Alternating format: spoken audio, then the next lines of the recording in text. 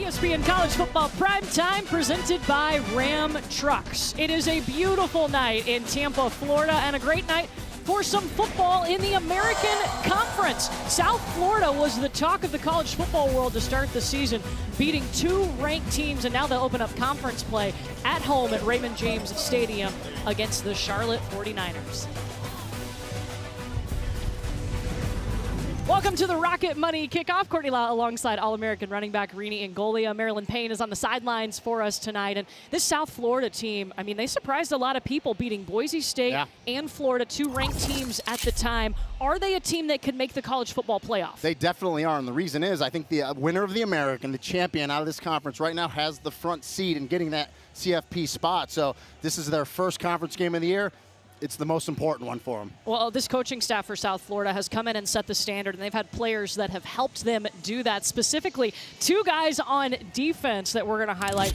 Matt Harris and Jalen Schuler are the standard. That was after I worked out. These guys are the heart and soul of this, not only the defense court, but of the team. These are original guys. They've been here their whole career in this wacky world of college football where people are transferring, true OGs. As they go, the defense goes. Phenomenal players there in the middle of the defense. Well, let's take a look at Mac Harris. It's brought to you by Rocket Money, and he made a little school history in their last game. Yeah, South Carolina State was driving the ball. They looked pretty good. Mac Harris, known for his tackles, gets the tip, the interception, and show us some speed, Mac, as he takes it to the end zone. 93 yards for the score. Yeah, his third career interception, a school record on this pick six, and that was a nice win for them. Now they'll be facing a Charlotte team who has been hit hard by the injury bug, including their starting quarterback. Connor Harrell is out for the season, so Grayson Loftus will get his sixth career start tonight. When he went in last game, he was slinging it. You talked about it. He's got some experience through his first touchdown pass since 2023 when he was with Duke.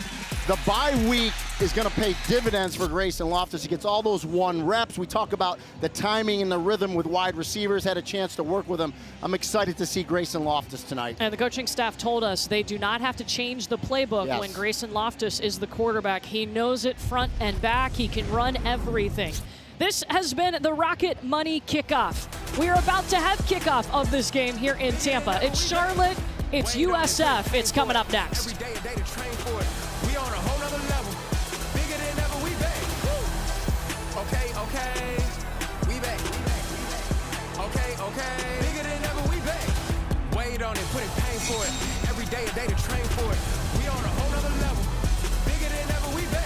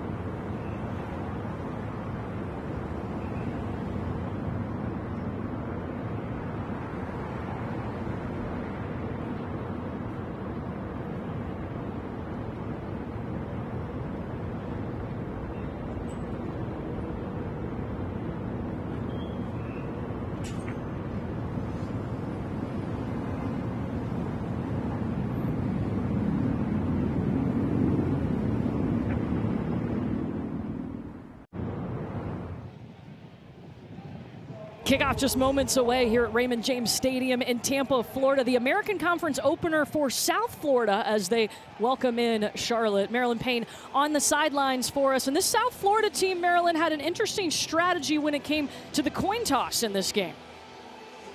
Courtney, South Florida's offense has only scored 3 points in the first quarter this season, so Alex Golesh wanted to receive the opening kickoff tonight to give the Bulls a fast start. It is a philosophy change that is sparked by more than 58 minutes passing between quarterback Byron Brown's last warm-up throw and the offense even taking the field last game out. Now, Charlotte won the toss, so Golesh didn't get to make his decision, but he said he doesn't generally mind trailing in time of possession, which the Bulls have every game this season. Golesh just wants to see his offense get across the goal line in the first 15 minutes here tonight. Yeah, Marilyn, it's going to be really interesting. As you said, Charlotte won the toss and they deferred. So USF is going to get the ball to start. It'll be interesting to see how they take the ball first and execute. Tim Elvin did him a favor, right? Alex Golesh wanted the ball, well, you're getting it. So, and I agree with that. And we had a great conversation with Alex Golesh yesterday. And there's no people have, is there a metric? Like, why have you gotten off to slow starts? There's no metric. It's just, I think what he boiled it down to, what Marilyn just said, is they really just sat on the bench and got cold. So now, right off of warm-ups, they're going to start with the ball. So we'll see if it makes a difference. And Alex Golesh in his third season as USF's head coach, and he has done a phenomenal job. You can see the culture, you can see the development in the guys that have elected to stay. He's the first to lead South Florida to bowl game wins in his first 2 seasons. Of course, coming over from Tennessee was part of Josh Heupel's coaching tree. Well, and the 3 previous years before Alex Golesh, they were 4-29, 1-22 in conference. He's been tremendous since he's gotten here. So they'll fair catch this ball and come out to the 25-yard line. And you're going to get to see a very exciting South Florida offense. And it starts with the quarterback in Byron Brown, who last season went down with an injury, but has come back a more confident version of himself. And if you remember from 2023, what a breakout year. 37 total touchdowns, over 3,000 yards passing, almost 1,000 yards rushing. He's back to that player, but even better, Court, because he's more experienced, he's watched, bigger, stronger, ready to go. And a team that likes to use tempo. Play action. Brown immediately going to the air and looking for who has become his go-to in Chaz Nimrod. That pass broken up by Dwight Boodle II, the Nebraska transfer, but not afraid to take some shots. No, listen, they said they wanted to stretch the field a little bit, take a shot on first down, but Dwight Boodle, the corner for Charlotte, good job in the hip pocket. Play action, back-to-back plays over the middle of the field and just out of reach of Jaquan Smith, the junior out of San Bernardino. 2 incomplete passes to start this game, and it's 3rd down.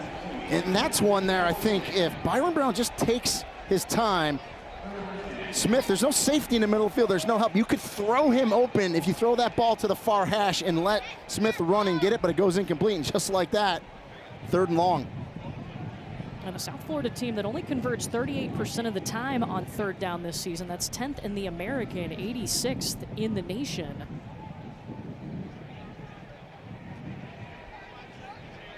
Brown looking at the sidelines. Of course, the coach to player cuts off at 15 seconds on the play clock. He's got to scramble. This is one of his assets. He can really run when he needs to, and he's made better decisions when it comes to that. Out comes a late flag. Yeah, they're going to get 15 on top of that, Court, with a late hit.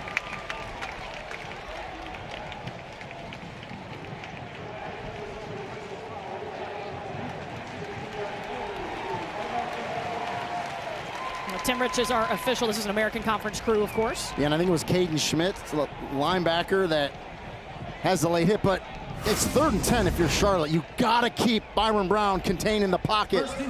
You let him get out, pick it up with his feet, and now you put 15 on top of it. You just can't do that. And Cade Schmitz knows better. He's an experienced linebacker, came to Charlotte with Coach Elman from Ohio. It's a guy that scramble has always been part of his game. Here he goes, back-to-back plays using his legs and carrying a guy with him for the 1st down. He's legit 232 pounds. Is Byron Brown, strong lower body, can run players over.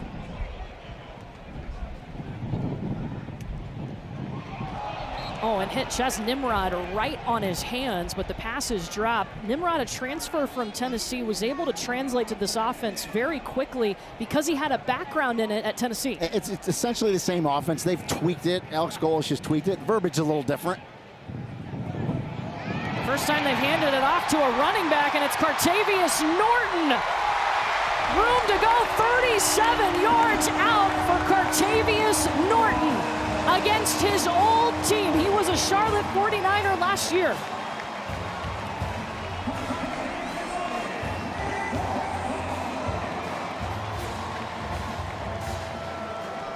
Well, you see, you give it to a running back and good things happen, Courtney. Says the running back. Cartavius Norton, I mean, on the money. I'm thinking, yep, there's a former 49er, his first carry, and he's taking it to the house. Excellent blocking up front by that offensive line. Nico Grammatica on for the PAT. And Cartavius Norton has his longest run of the season and gets a touchdown against his old teammates. Excellent job by that offensive line behind Cole Best. Thomas Schrader, left side of the line doing work. Norton to the house. Bulls lead it early in Tampa, 7-0.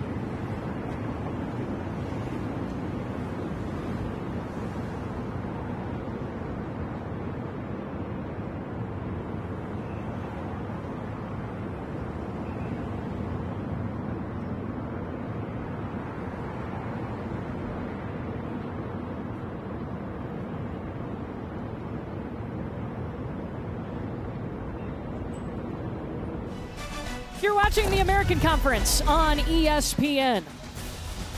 South Florida's first conference game of the season, and on their first drive, it's a touchdown by Cartavius Norton. They now have 11 touchdowns of 20 or more yards on the season, Rainey. Explosive, and I guess maybe there is something to starting with the ball for Alex Golesh in his offense. Maybe not helping their time of possession, though, right? Because in only 59 seconds, and they're able to score. And look how many incomplete passes they had, right? And they were third and long, and they don't panic. They don't worry about it. They know they have a ton of dynamic athletes, and they go down the field and score.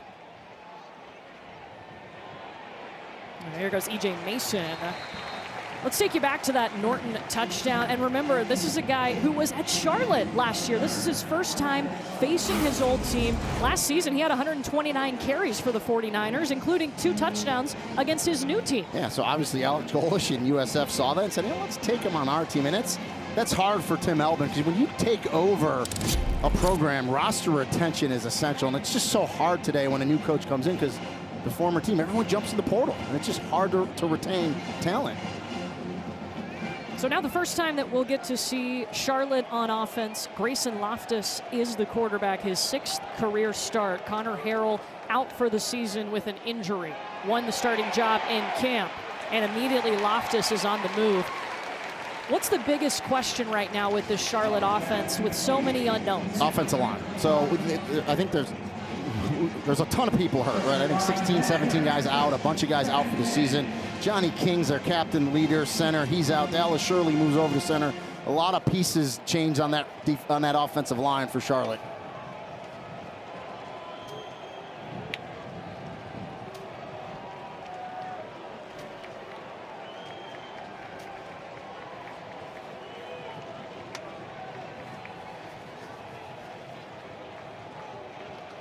Charlotte taking its time, 3 seconds on the play clock, and they snap the ball. And you mentioned the injuries, Rini. I mean, it's just been one after another. The list goes on and on. Look at all these players that are out for the season for Charlotte. And you know, and it's Tim Elbin, it's not an excuse. We talked to him yesterday, great conversation. It's just, I just talked about like that roster retention when you take over a job. Then you have all these injuries stacked on top of it. Their roster started at 105. It's just been an uphill climb for them. Third down here for Grayson Loftus. Cameron Smith is the running back. Loftus running out of time and takes a hit as he goes out of bounds. And you mentioned it, the offensive line being a question mark. We've already seen twice now Loftus having to run. And Grayson Loftus isn't quite the athlete Connor Harrell was running the ball, but he is athletic enough. He's got some speed, but on 3rd and long, you roll him out of the pocket. You see the speed in the secondary and defense of USF coming in close. You'll give him a couple-yard gain, force the punt. Bronson Long on to punt. Josh Porter is back for South Florida. This one takes an initial bounce inside the 40 and rolling towards the 30. Just over the 30-yard line, a 45-yard punt. And so first drive for South Florida just took 59 seconds off the clock. They were able to get that touchdown.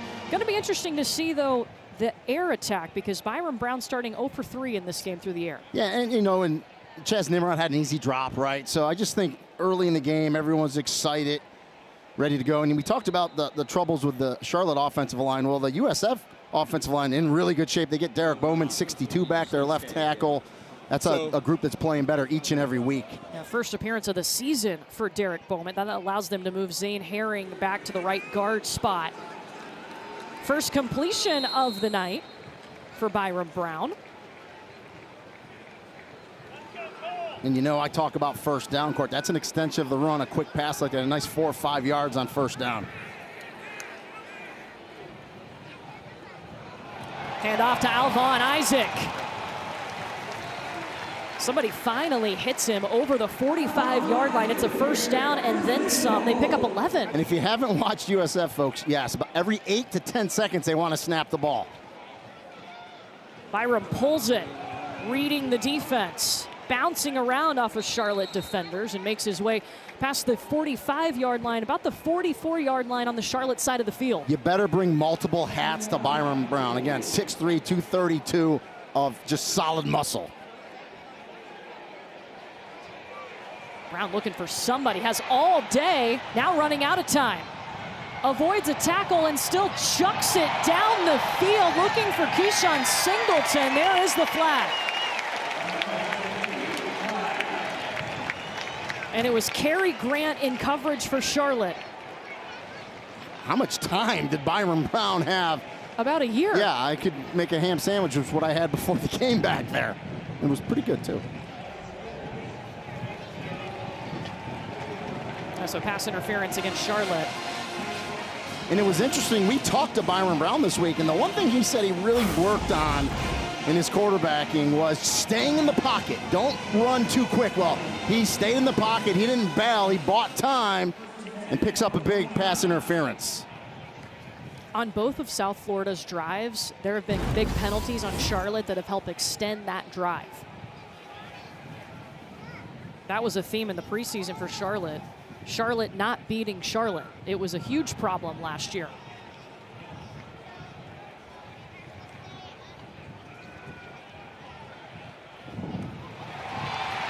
Pass to the near side complete inside the 15. They work. There's Chaz Nimrod with his first catch of the game, and on the other side of the field, a flag.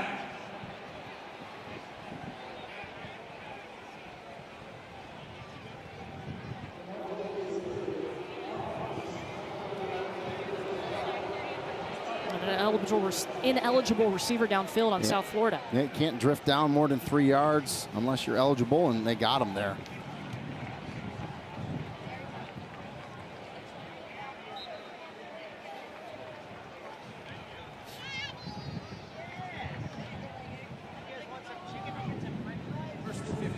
So that backs them up to the 34-yard line.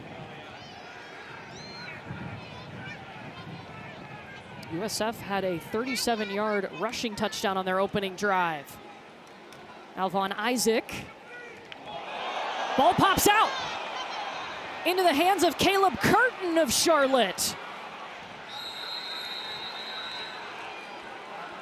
And a Charlotte defense that is trying to force more turnovers comes up with one on the second drive. They needed a takeaway badly, and they get it there. Alvon Isaac just in the middle. Got to have ball security. He's got it high and tight originally. He started to go down. He's on top of a player. I don't see a body part on the ground. It gets ripped out. It looks like it was Reed Williford 40 that reached in there. I know replay will look at this. They look at all plays. That's just the second turnover forced by the Charlotte defense. They hadn't forced a turnover in their last 3 games.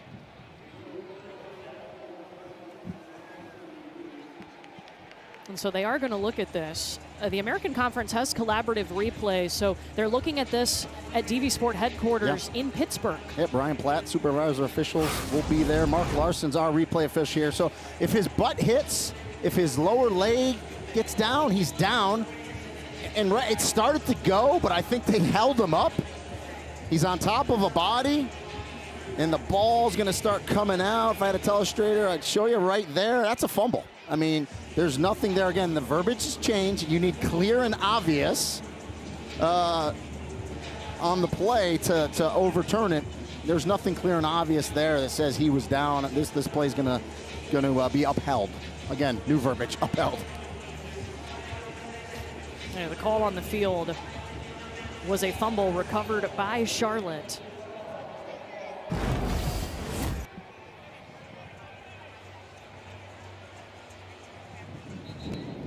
And so that call is upheld as we anticipated. And that's a big break for Charlotte. Can they grab a hold of that momentum, though? And if I'm Charlotte, you want to try to slow the tempo down on this game. And how do you do that? You do it by running the ball, right? Can you slow it? Use the play clock, use the game clock, get some running game going. A pistol set, they put E.J. Mason in motion to the other side. High snap, Loftus corrals it and hands it off to his running back. Hits the hole hard, picks up 3 on the play. That was Cameron Smith on the carry. And Cam Smith's their bigger back. They like to say he gets the dirty yards. 225 downhiller. Not much, but again, positivity on first down. Keep you on schedule. Cam Smith spent last season at Western Illinois. Getting the ball out quickly into the flat. Not sure they gained anything, maybe a few inches on that play. Oh, pass out to Javen Nicholas. They actually went backwards. I mean, the read and recognition by the USF defense, outstanding for Todd Orlando's group. They get to the ball and they end up getting a TFL. There's a USF defense that returned their top 3 tacklers and 6 starters from last season, so they know this system and they're experienced. 3rd down. Loftus airing it out in a miscommunication because Miles Burris didn't turn around in time. We talk about that timing and rhythm, right? But the pressure was coming, and Loftus just had to let the ball go. The receiver didn't adjust to it, and just out of rhythm right there. But again, that's credit to that USF defense. James Chenault was the one in coverage to Colin Bobo. He's got a couple interceptions as Bobo's playing very nicely early in the season here. Yeah, interceptions against Florida and Miami this season. Not bad. Orlando kid, Jones High School. So Bronson Long on to punt. Charlotte not able to turn the turnover into points.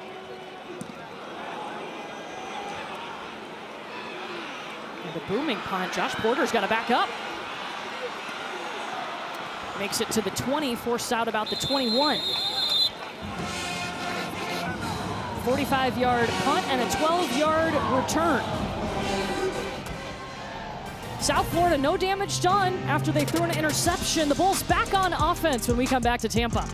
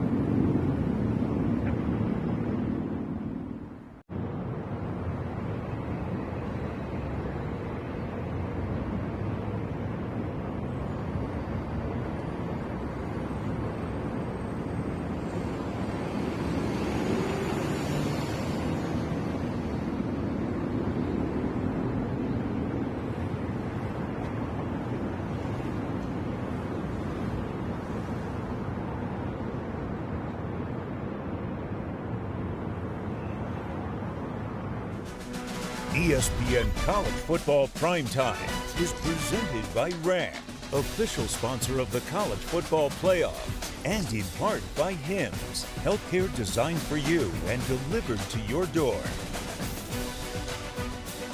Perfect night for some football in the American Conference here in Tampa. Charlotte's defense back out on the field. Last time we saw them, they got an interception, Maryland. As Caleb Curtin's recovery was being reviewed, Charlotte's defensive staff was already prepared to put the new defensive players they want to substitute in out on the field. Substitution is a rarity tonight for the 49ers, and it's a point of emphasis that they capitalize on every opportunity they get. They also wanted to have 6 recoveries, 4th down stops, or 3 and outs, and they were already all yelling 1. That's 1 of 6. And we'll keep an eye on those goals for the Charlotte defense. For one, though, they got to stop Byron Brown. He's hurt them with his legs several times already. And that's traditional zone read right there. He went through his progressions, kept it, and that's what they want, a first down, then they go fast. That's a 14-yard pickup, using that tempo here. Sam Franklin gets the carry. picked up his first career FBS touchdown last game, started his career at UT Martin, had a great success there, and then spent last season at Oklahoma. And they do running back by committee. They like all the guys they got in that room. They like to roll them through and keep them fresh. Third guy we've seen tonight. Back-to-back carries for Franklin, bouncing around the outside, breaks a tackle, then challenges the Charlotte defense, got the first down to the 50. Yeah. Good job by Sam Franklin. Press the hole, then bounce it, use your vision, and in good strength at the end to break a tackle and pick up the first down. It's a guy that was an FCS All-American at UT Martin and a Walter Payton finalist. That's the FCS Player of the Year. Byron Brown has had all day to throw the football. Man, and Keyshawn Singleton has been targeted a couple of times, can't bring it in. Well, and he had so long. That's a deep over by Keyshawn Singleton, but an excellent job by Derek Edwards, number 8 for Charlotte. He stays with it, and he rakes the ball out of the hands of Keyshawn Singleton. And watch, he was holding his left hand going off the sideline. So we'll try to keep an eye on Keyshawn Singleton over on the South Florida side. He's their leader in receiving touchdowns this year. Franklin's turn. It's the most ground attack that we have seen so far tonight. He's about a yard short of the first down, stopped by Caden Schmidt. And they have a great mixture of run and pass with this arsenal, with this USF offense. Possible tush push. Two guys running behind Byron Brown as he sneaks it forward. Philadelphia Eagles, eat your heart out. We can do it too here at USF. That's what they're saying. Good job. And again, like a Jalen Hurts, and I'm not comparing Byron Brown to Jalen Hurts, but that lower body strength, he put a lot of time in the weight room in his off year when he was rehabbing, and it's showing.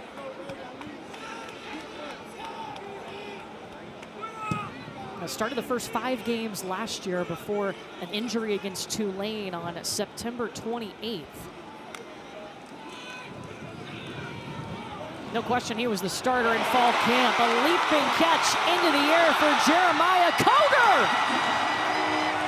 38 yards for Coger, a freshman out of Baltimore who had no stats before that catch right there.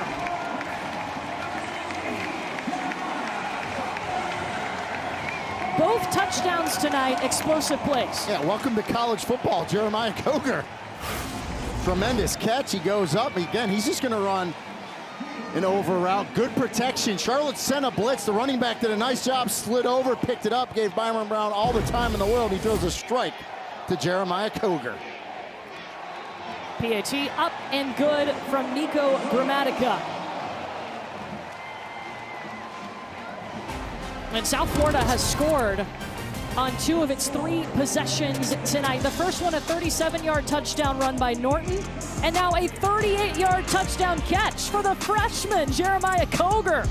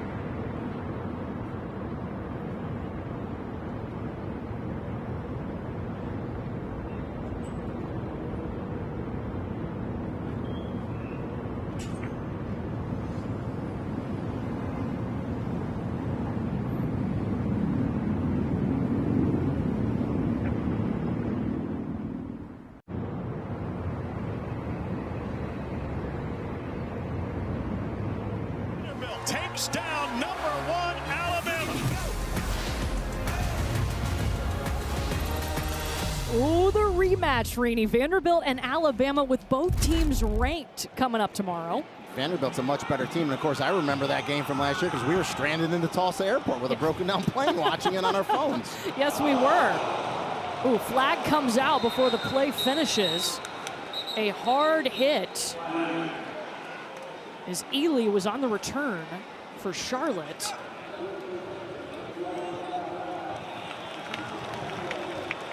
Block in the back on the return team. That's on Charlotte. And, you know, when you have 17 players hurt and you got guys out for the season and moving people around, you got to play mistake-free football. We talked about it a little earlier, and now you're backed up already, down 14-0 in this game, and start inside your 10-yard line.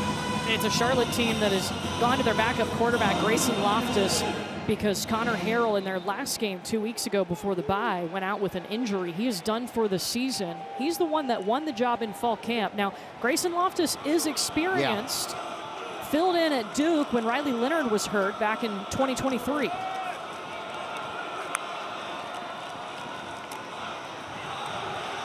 Spinning around is Cameron Smith.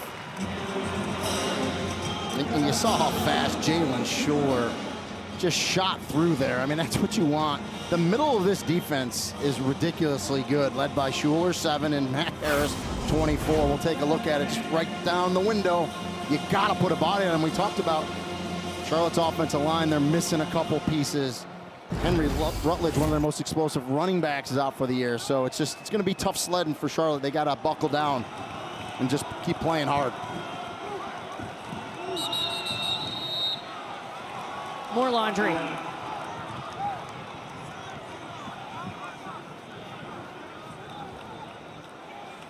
Now this could go on the defense. Ball start. Offense number 70. After this is to the goal. Second down. And that's on Dallas Shirley, who is the center. And remember, Johnny King is their longtime center. They've had to go way down the depth chart to bring over Dallas Shirley from the right guard position. And they called Dallas Shirley jack of all trades. I mean, he came from a Division II school. He's doing yeoman's work there, jumping around. And the only reason why I mentioned it could be on the defense, that's a point of emphasis here. If the defense moves, that offense reacts to it. But nope, it was just a straight false start on Dallas Shirley. No disconcerting signals detected there.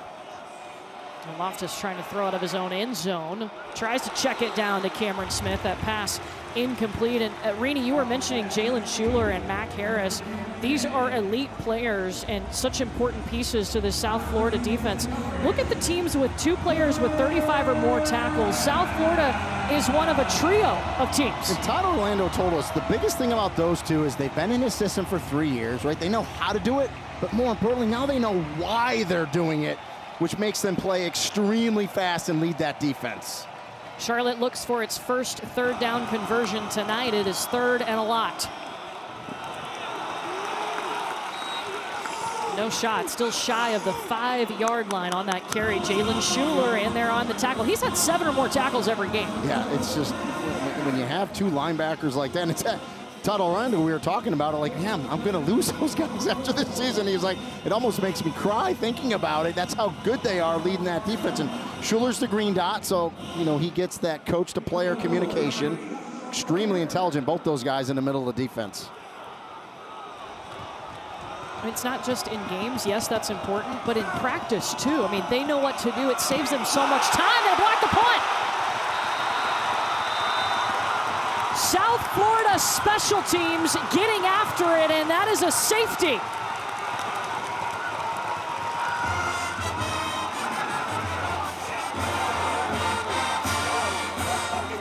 And Murphy got through there, and they almost got one earlier, so there was something they saw on tape for sure. He comes off that right side scot-free and blocks the punt.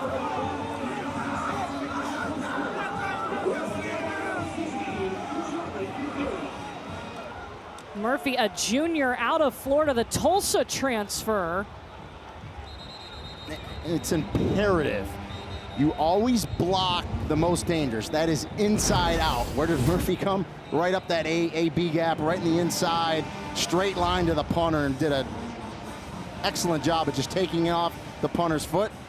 Goes out of the end zone, safety. And the best thing about a safety, you get the ball back too.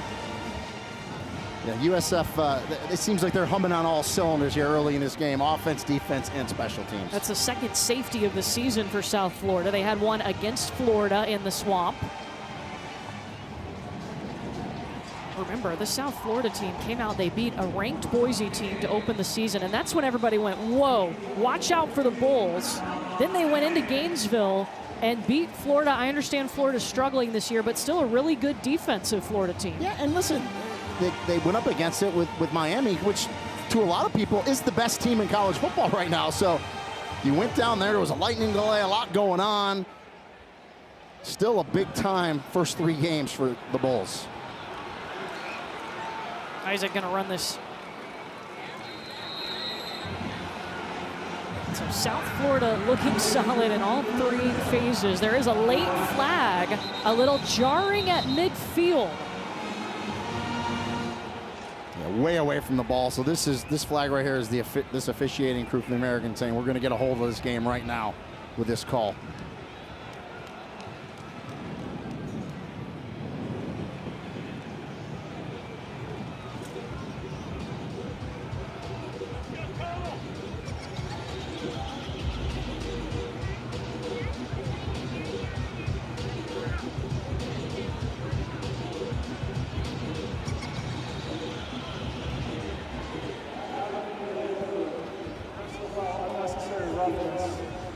Return team number 21. It's a 15-yard penalty, first down. That's against South Florida. And they had excellent field position. This one's going to knock them back 15, take them away from that really good field position. But the way this offense has been running, I think they feel pretty good wherever they start. We were just talking about that non-conference schedule for South Florida. And Alex Golish told us, too, he felt like they built that Miami game up in their minds way bigger than they should have. Yeah. Not that Miami's not a great team. Byron Brown just a little bit behind his intended target of Christian Neptune, a slot receiver they're really excited about. Let's check in with Maryland. Bulls' second leading wide receiver, Keyshawn Singleton, is back on the field after having his left pinky, ring, and middle finger taped. The training staff observed his pain and checked his hand out after he left the field on the last scoring drive, but they taped him up. He screamed a lot, but he is back out there. Yeah, that's good. That's a guy that was a little banged up in fall camp, Rini, and they felt like he's just now getting into football shape and really can help this South Florida team moving forward. Great size. He's the type of receiver that can really dominate with his size and speed.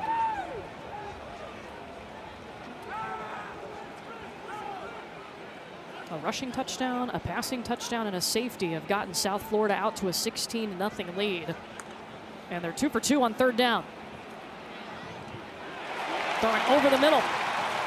That pass caught, and even more, and it goes to Jonathan Eccles, a guy that has really worked hard to get in this lineup. And another third down conversion. They're just running zone. They send a blitz. It gets picked up. Clean pocket.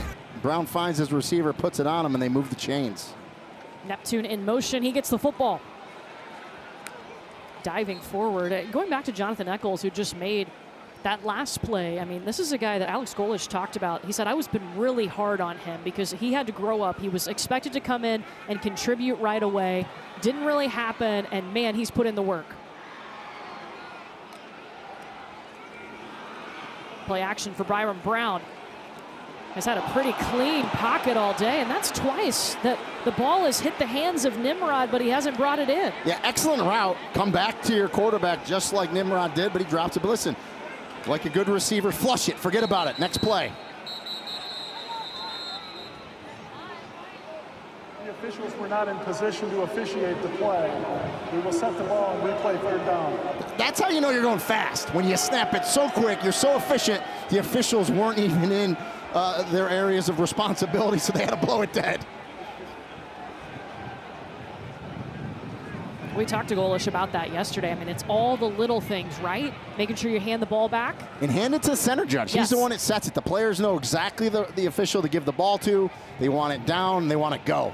And they're very efficient at it. Things that they rehearse in practice over and over.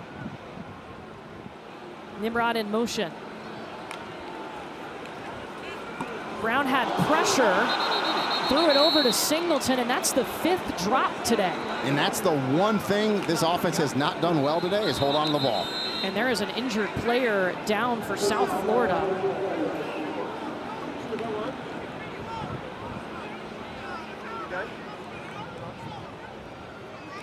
It is Christian Neptune.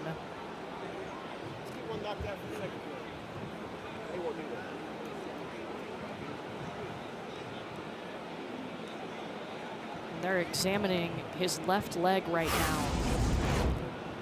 Take a look at it. Just try to go tunnel screen back inside. He's blocking, and it's friendly fire. Kind of gets rolled up on by one of his offensive linemen. Looks like that leg popped out of there, which is good. Let's hope Christian Neptune's okay.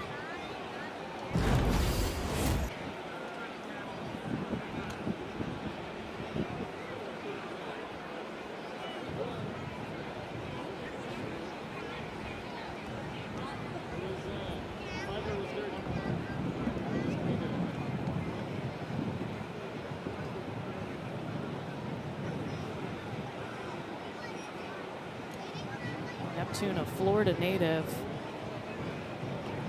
true freshman.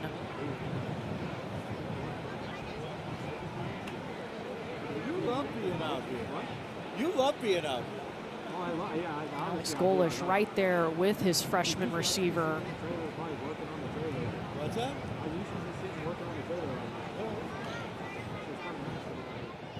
And again, you just hope he's okay. He was out there blocking on that tunnel screen, doing a good job, and that's a great sign right there.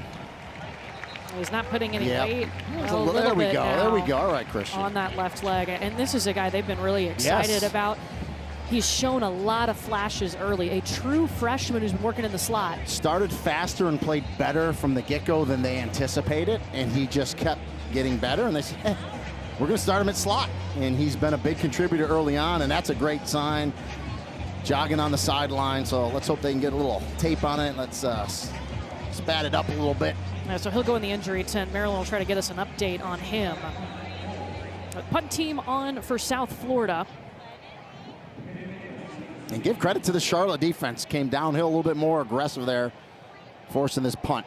Javen Nicholas is back for Charlotte.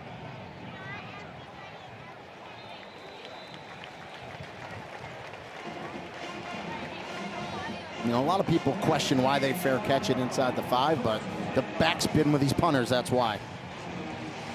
We'll kick off your NFL Week 5 Sunday morning at 10 with the Countdown crew on ESPN and the all-new ESPN app. They'll have all the early breaking stories, injury updates, and previews of each game. And then our Week 5 Monday Night Football matchup celebrates Hispanic Heritage Month as the Chiefs in Jacksonville taking on the Jaguars at 8 Eastern on ABC, ESPN, ESPN Deportes, and the all-new ESPN app. Peyton and Eli, of course, on ESPN2. Scott Van Pelt kicks off our coverage with the Countdown crew at 6 Eastern.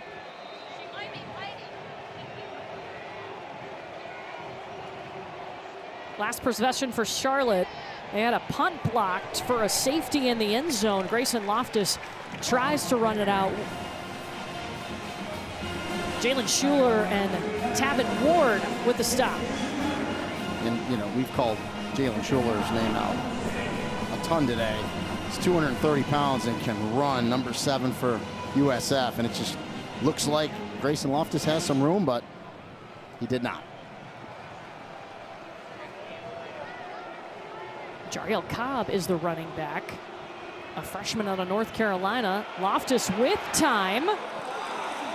And was looking for Jake Young, but the throw off the mark. And he had, you're right, he had time. I mean, the pocket was there. Coverage sack right there, or coverage incompletion, because really good in the secondary. Nowhere for Loftus to go with the ball. Loftus just 1 for 5 through the air. And when you're 3rd and long like they've been tonight, 0 for 3 with 3rd down conversions is just tough sledding.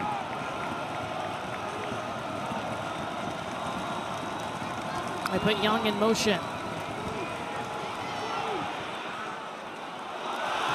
Loftus throws it, hits Cobb in the hands, but he bobbles it, and that's incomplete. Mac Harris almost had another tipped interception that he would have walked in to the end zone for a touchdown there. They ran a couple stunts with the defensive line. They don't blitz. They try to go middle screen, does Charlotte. It gets tipped up, and watch 24 in green. He's close to being in the vicinity catching this thing. Oh, would have had another one.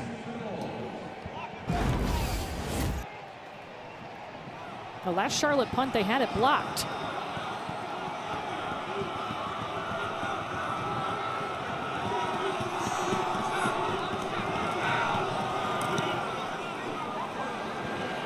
Long able to get this one off. Bouncing around at the 40. So USF is going to start in Charlotte territory. And that's what the block did last time. It forces the punter to be a little quick, go through his procedure faster, and not a great punt. And tremendous field position here for USF. What have you noticed about Byron Brown and about the South Florida offense early? Byron's been great. The one knock, too many drops early. You got to catch the ball even for short passes. It just, especially in an offense where you want to go lightning fast like them, every single drop slows their momentum. 5 dropped passes tonight here in the first quarter for South Florida.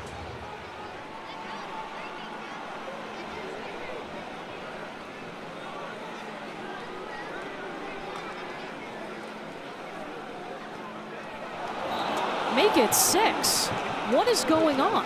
And it's Jaquan Smith with the drop. Yeah, it's multiple players too. So it's just, you got to buckle down, and that hurts on first down because that's going to be an 8-9 yard pickup, and then to the line of scrimmage they're going. Now you're back, slows you down.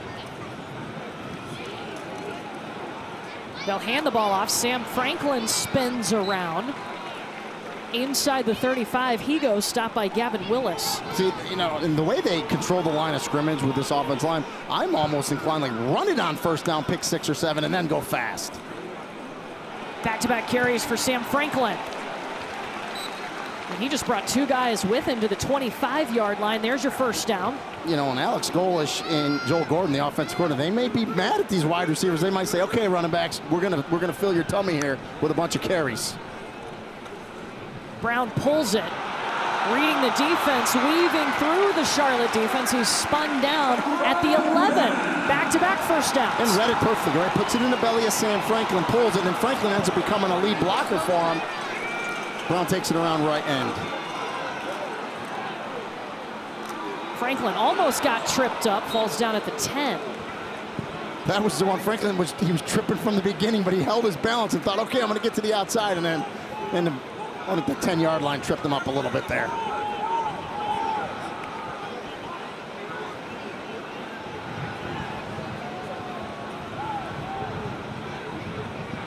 Well, South Florida, who has used tempo, now taking its time.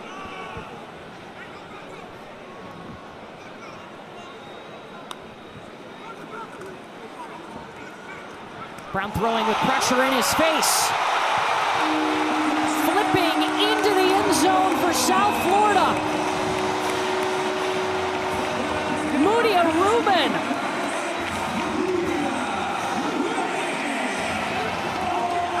His first touchdown of the season.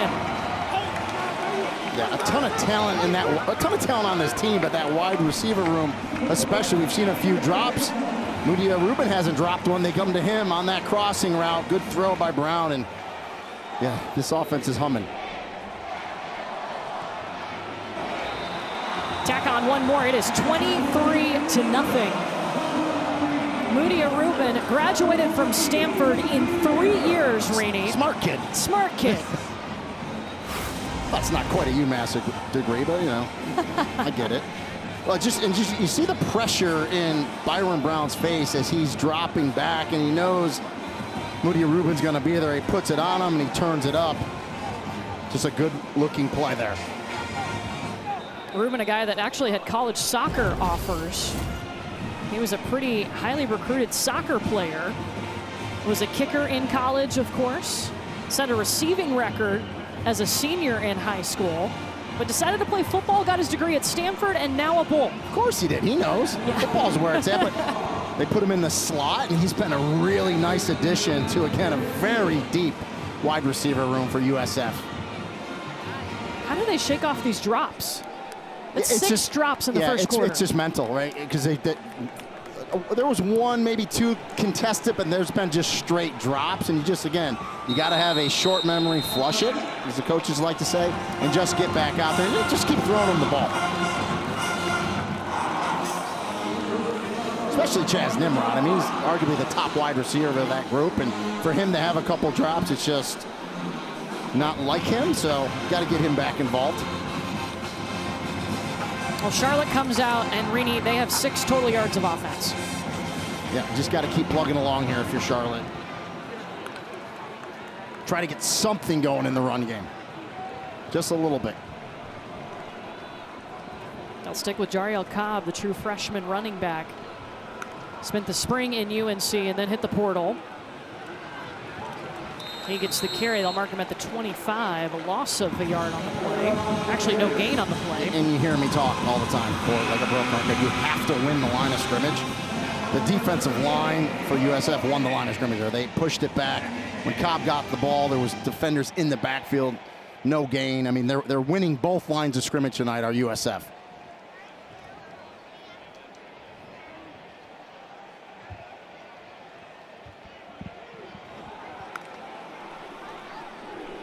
Play action for Loftus.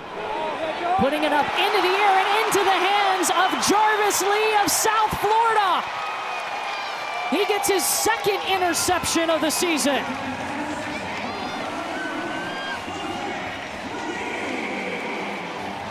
And that's a product being down 23-0 in the first quarter.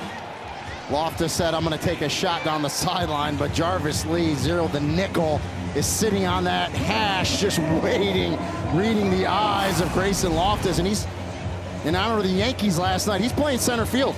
He just comes over and says, yep, thank you very much. And he'll go right down that left sideline in excellent field position again. He's the lower part, he's at the 32-yard line, right on the hash.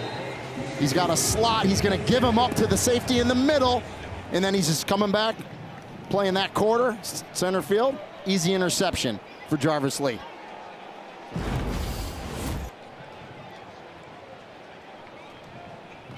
South Florida takes it at the 30. Norton had a touchdown on the opening drive, and that should tick us down to the end of the first quarter.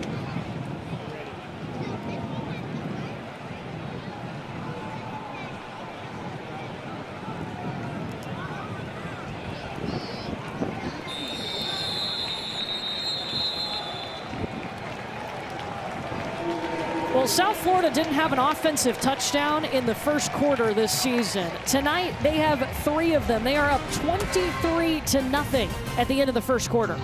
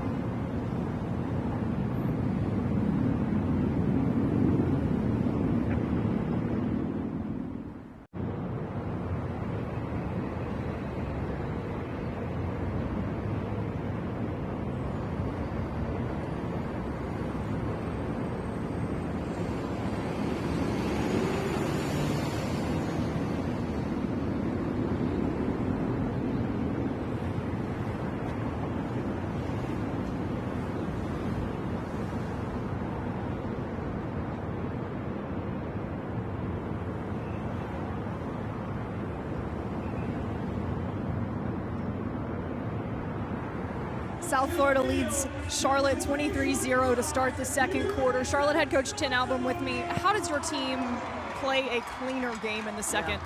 Offensively, we're getting overwhelmed. We haven't got a first down yet. We're having trouble running the ball and throwing the ball. Defensively, we got to get off blocks and get some pressure on the quarterback. It's got too much time, but offensively, we got to help our defense. Thank you. Thank you.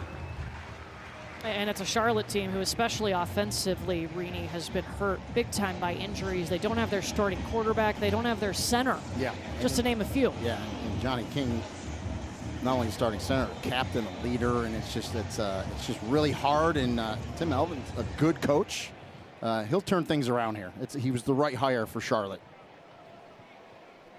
An interception set up this drive for South Florida's offense. Byron Brown, maybe one of the first times we've seen him run out of time. He's had all day in the pocket. Yeah, nice job by defensive coordinator Nate Fonis. Dial up a little pressure. Don't necessarily have to sack him, but get a little hit on him, get him off his spot, force him to throw it, and get him to 3rd and long. But, of course, where they are here, we'll see if they're going to be aggressive. Of course, Nico Gramatica, their kicker, very good. They're 4 for 5 on 3rd down tonight.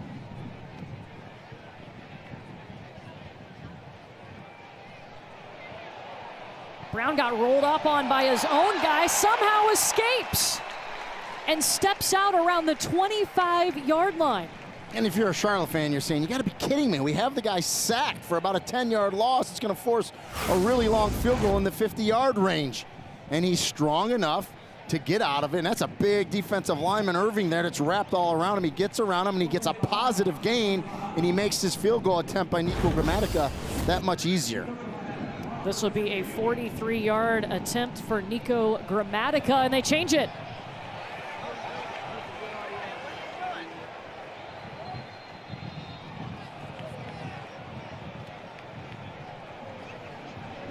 And Charlotte calls timeout. Gramatica ran on there and then sprinted out to line up. Yes, I was excited to see what they were going to do, or if they were just trying to get a timeout called by Charlotte.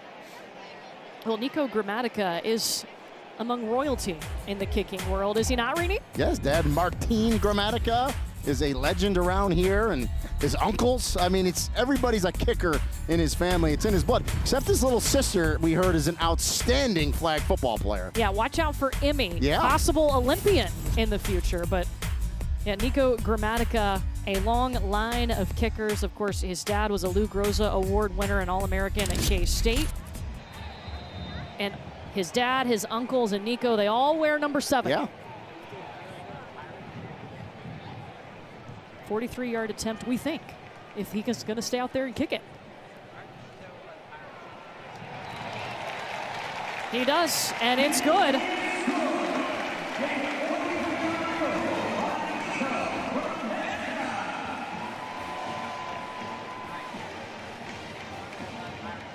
We've seen South Florida score 3 touchdowns. Their special teams unit got a safety, and now a 43-yard field goal. Defense has been outstanding. The only thing, again, the drops, right? It's an Alex Goles. You need something to get after your team, right? And too many drops early, but, go back to those receivers if you leave them in the game here and let them get it out of their system. But they look good early, and this is, USF's a really good team. A lot of people are remembering, talked about the Miami game. Again, arguably the best team in the nation. And, talking to Tim Elvin, as they researched USF and did their prep for him, he said this is the best team we're going to face this year until they play Georgia. Charlotte's got Georgia on the schedule. Yeah, that's not a typo. Second to last game of the season.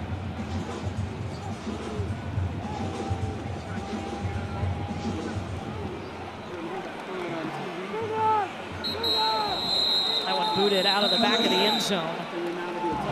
And, the South Florida team, both of these teams are coming off of byes. And for South Florida, they went back, and obviously you do a self-scout. They're always self-scouting, but especially in the bye week. And we asked Coach Golesh, how did you guys handle winning those first 2 games, where you're the talk of the college football world, beating a ranked Boise State team and a ranked Florida team? And he said the message still became, be a process-driven team. Even if you come out with a win, repeat that process, rinse and repeat. And you have to do that. That's what all good teams do. Some movement as the flag comes out.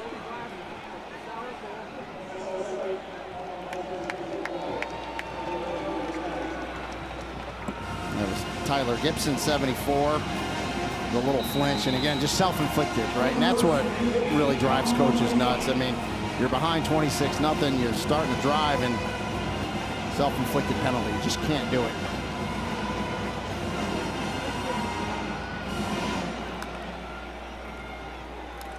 C.J. Stokes picks up a yard. You know, we were talking in the break, Courtney, about, you know, everyone wants to talk offense, and I get it, and Byron Brown is sensational. They got a lot of skill players. The heart and soul is this defense to me for USF. Mac Harris right there, 24. Jalen Schuler. Josh Seliskar, defensive lineman, wears 63. That's for Leroy Selman. I mean, they got a lot of pieces in this defensive front that's really good.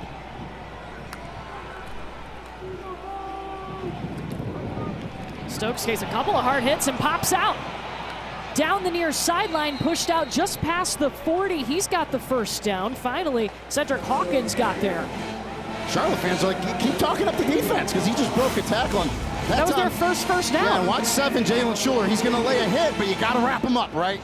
Shoot the hips and wrap him up. Excellent job by Stokes to bounce off it, get outside, and get some life going here for this Charlotte offense. C.J. Stokes, a guy that broke his shoulder in week 4 last season, missed the rest of the year, just got Charlotte its first down of the night in the second quarter. Multiple flags out. Well, everyone moved and the ball wasn't snapped by Dallas Shirley, so let's see who they call this false start on. It's a 5-yard penalty, first down. A big run for C.J. Stokes there, Maryland.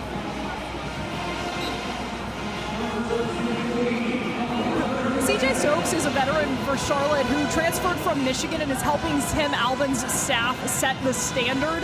He is so good in practice that his teammates described his demeanor and the way that he changes his body language as setting the standard for how they have to. Rod Gady Jr., the fellow running back, said, he helped me so much in practice, and then when we played App State, I threw a block, and it really showed me finishing that well in practice because C.J. told me to. It really is helping my gameplay.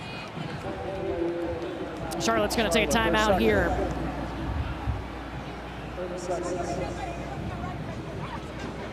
And that's what they're looking for, what Maryland was talking about. They need guys to set that standard because Tim Albin takes over this program. He had great success at Ohio, but don't forget he only won 3 games in his first year at Ohio before the success. See, we've worked together too much. You're reading my mind. 3 wins that first year, as you just said, but then 10 wins, 11 wins, MAC championship. He brought, so people know, he brought 16 people with him, coaches or support staff people from Ohio. So he wants to bring that culture. 56 new players when he started this roster, you know? So there's just there's some growing pains, right? But again, I said it earlier, he's the right coach for this job. And you look at that graphic right there, that's some pretty good names on that graphic. He told us yesterday that that culture, obviously, it's not in place yet. No. Still, the coaches are having to hold the players accountable right now. Just little things like a piece of tape. You don't leave it laying on your locker room floor. When you leave for the night, you make sure your locker room's clean. The little things make a big difference. I'll fake it to Stokes. Loftus throwing with pressure in his face, looking for E.J. Mason. And Jalen Schuler was the one getting after Loftus. I think Schuler was mad that Stokes broke off that tackle because he shot through there and got a hit on Loftus, forcing that incomplete pass. If you're just tuning into this game, it's a Charlotte team that has been decimated by injuries, including their starting quarterback in their last game 2 weeks ago. Charlotte just picked up its first down of the ball game earlier on this drive.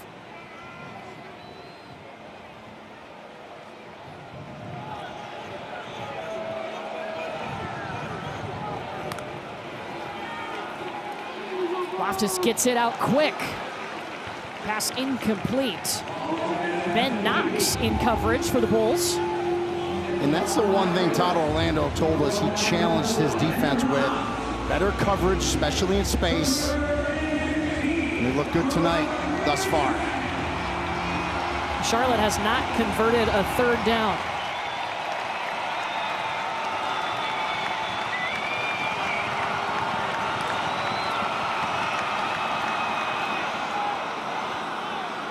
Costas heaves it up, and nobody even close to the ball.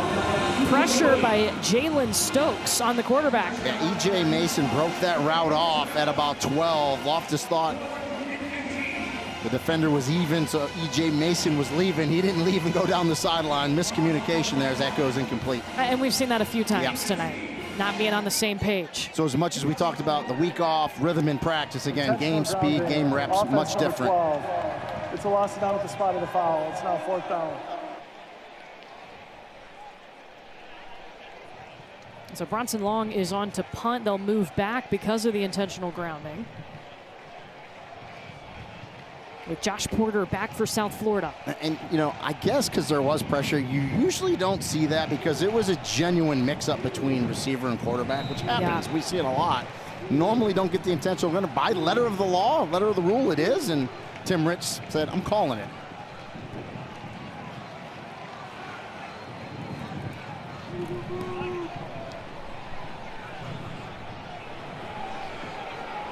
South Florida lets it bounce, and it hops out of bounds inside the 35, and there's a flag down on the far side of the field.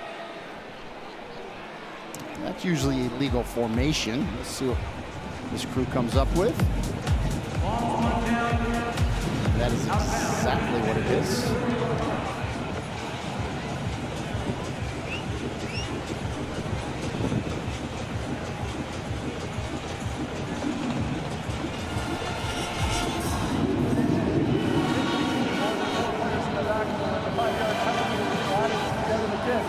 First down, time on the field.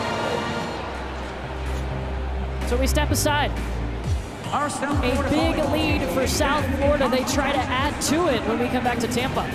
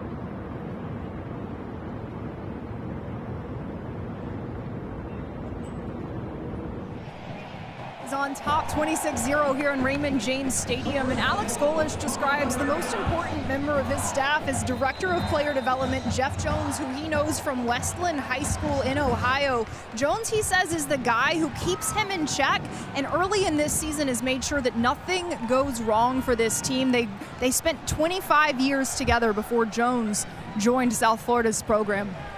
It's such a cool story, Marilyn, and such a neat connection to have on the staff. This is a guy that gave Alex Golesh his first coaching job on the high school ranks. You love it, and it keeps you grounded, right? Keeps you humbled as well. Big piece of the culture at South Florida. Myra Brown just firing. A little scary pass, flags everywhere as he was looking for Jeremiah Koger, who already has his first touchdown of his career tonight.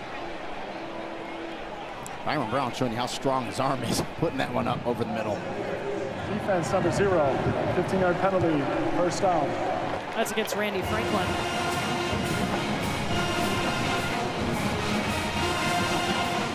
And you mentioned his arm. I think Byron Brown has shown us a lot tonight. Yes, he can move.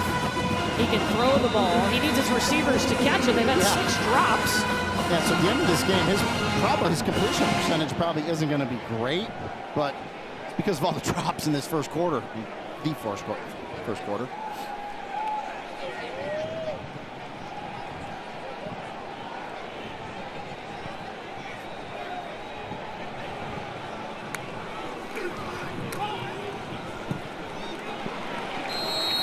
And you can tell he's trusting Koger, the true freshman. Yeah, and that's just a good, quick little out on time. Long throw by Brown, puts it there, and a good pickup on first down. The Bulls continue to move quickly. Sam Franklin spinning. Dropped for a loss. Back to the 39 by Shea Taylor. Yeah, and Shea Taylor's another one of those linebackers that came with Tim Elvin from Ohio. Captain of this team, comes right first year at Charlotte, becomes a captain, leader of that defense. That's a good play. And he wears the coach to player. They were going to have him call some of the defense tonight because of how fast South Florida goes. Sam Franklin's got the first down. He's had some nice runs on the evening. He's got a good burst, does Sam Franklin. 5'10", 204. Good patience, but when it's time to burst, he hits it hard.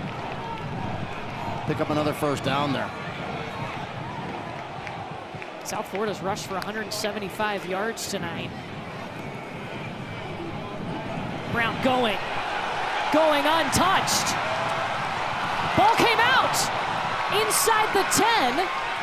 Scrambling around for it is Dwight Boodle. And they have not blown this dead. He goes down the far sideline.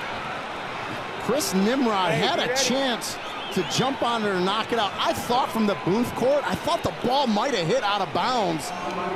If it did, USF will retain it, but we'll see. It was really close on the sideline. A beanbag did not come out from the line judge. And it was Reed Wilford that stripped it. Great hammer down. Let's watch here. Does he pick it up or does it touch out of bounds? We're not going to see from that angle. We'll see perfectly from here. Williford with the punch out. Beautiful.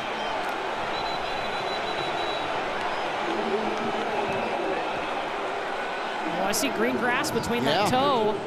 The ball did not go out. And they are going to stop and replay this. They will take a look in Pittsburgh. That's where the American Conference Collaborative Replay is held at DV Sport headquarters. And if the ball's loose and Nimrod's out of bounds and he touches it, that makes the ball dead out of bounds. But I don't think it was. I think it was a good job by the defender to scoop it up. Boy, great camera work there. The nose of that ball never goes down. Dwight Boodle, little shortstop there, is able to pick it up, pull it back into play, and then pick it up a second time. So if that stands, that's 2 takeaways by the Charlotte defense. If it's upheld. And there's nothing there that's clear and obvious to me to reverse the call on the field. To your point, I think it'll be upheld, but and give, again, number 40, Reed Williford, credit. He's the one that tracked down Byron Brown, punched the ball out. And it's easy for me to tell Byron Brown now as he steps up to the pocket, get that ball in your left hand, get it towards the sideline you're running. When you keep it on that inside hand, you allow the defender to punch it out. Exactly what Williford did. And yeah, again, to me, the ball I don't see it touch at all. I don't see a foot out. I don't see a loose ball where Nimrod was out of bounds and touched the ball. Looks like Boodle scooped it back in. Yeah, as far as his feet, I think you can see green grass between his toe and that sideline. And the initial thought, I thought maybe the nose of the ball hit out of bounds, but we had that one look where it looked like the nose was clearly up. Right there's a pretty good shot, too.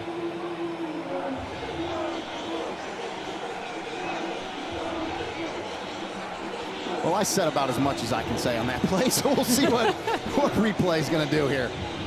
We didn't see anything clear and obvious to overturn that.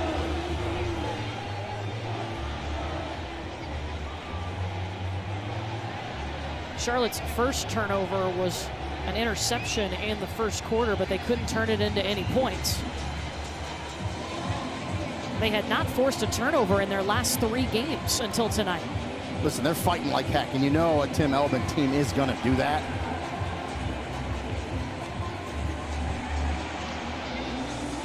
Mark Larson's the replay official here with us.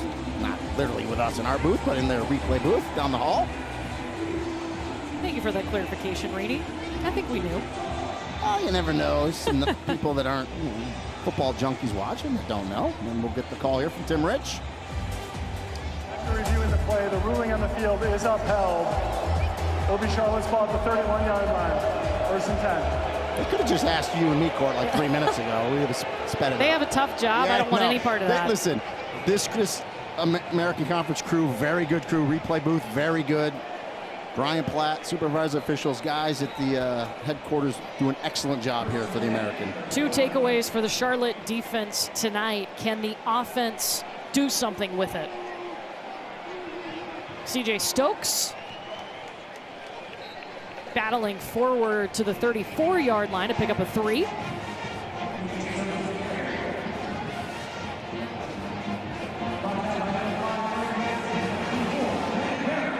This USF defense has been so good. They've only given up 22 yards tonight.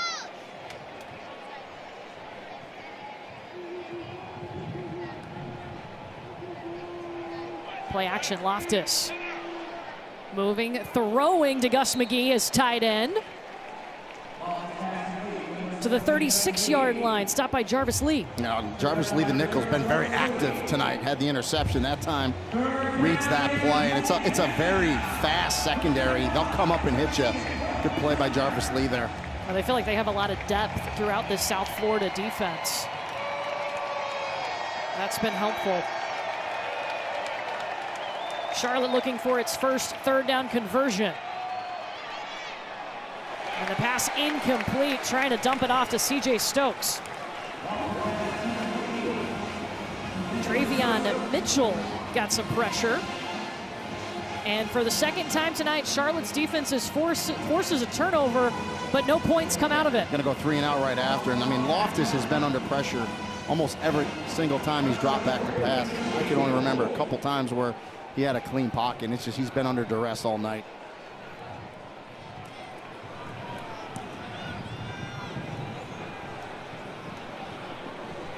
Oh, that one hit Porter. And he was able to grab it. If that had gotten past him, it was a live ball. Yeah. So the South Florida defense holds strong. Still pitching a shutout in Tampa.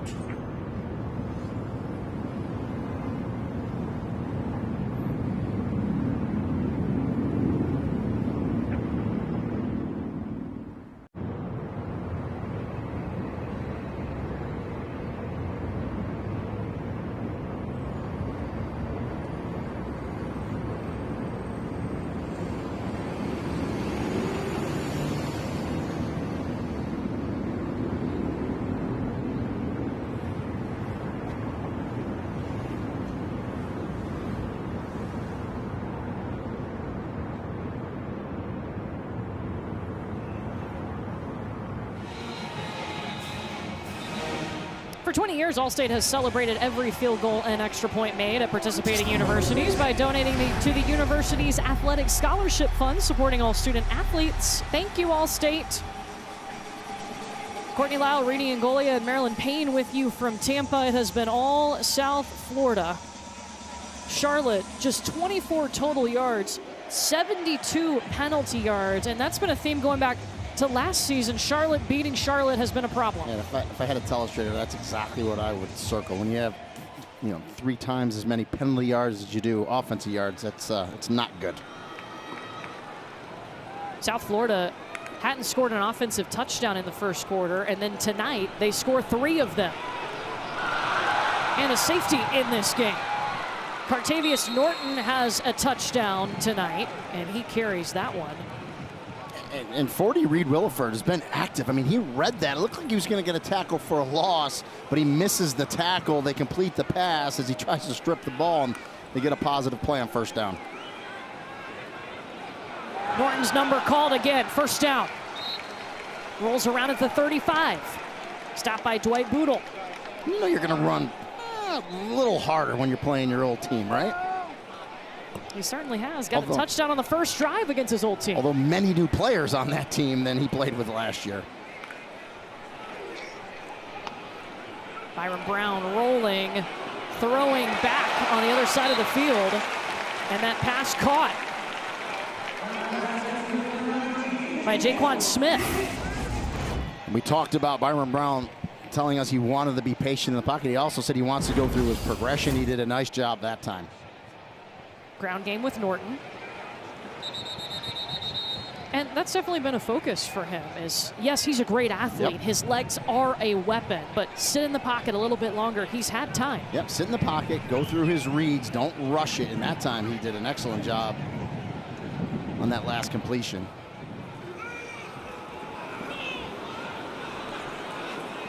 Again, years to throw the football and connecting with Wyatt Sullivan, the tight end. Yeah, just checks it down, really, no gain, but good check down.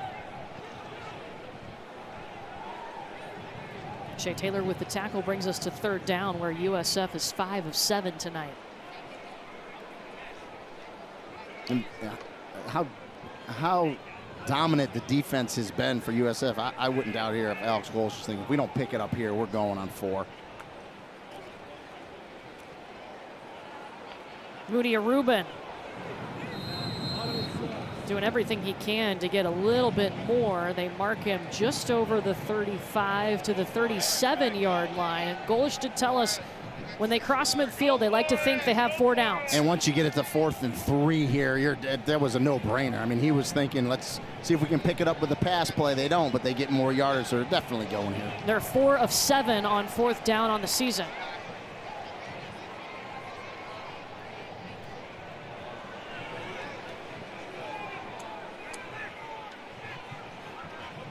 He's going to call timeout here as Alex Goles.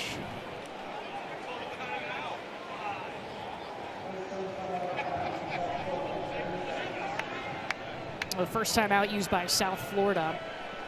We talked about at the start of this game, this is a team that has a chance to go to the college football playoff, right? And you look at that next game, North Texas, folks. That's a big one. They're sitting there at 5-0. They have a bye week this week, so it's going to be 2 powers going at it, and FAU kind of rebuilding down there in Boca, and then, of course, Memphis. So, yeah, but they no Tulane on this schedule for USF, so it's a schedule they can get through. Well, looking at the article this week from Heather Dinich on ESPN.com, she was saying Memphis, the All-State playoff predictor, right now they have the best chance to make the college football playoff. And that's why I don't freak out if I'm a USF fan, because you play Memphis, so you have it in front of you. It could easily be reversed if you run the table with a Memphis win, and just like that, Alex Goles just, I'm going to punt. I'm not going to go for it. Chase Leon on to punt. Javen Nicholas back for Charlotte.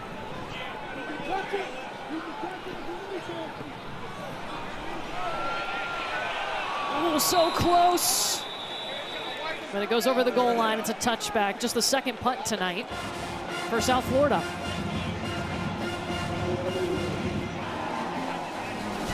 Charlotte on offense trying to get anything going when we come back.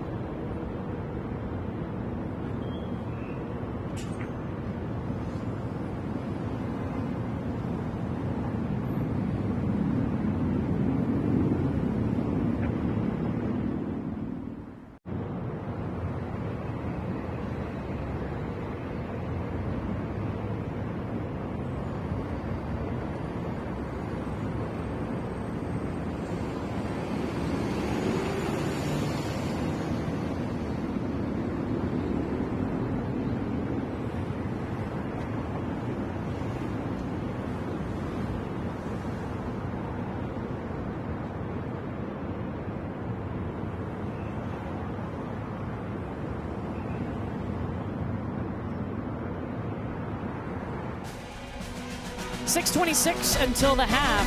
South Florida feeling confident at home right now. 26-0 over a Charlotte team that only has one first down tonight. They've punted 6 times as they're trying to weave their way through a lot of injuries this season.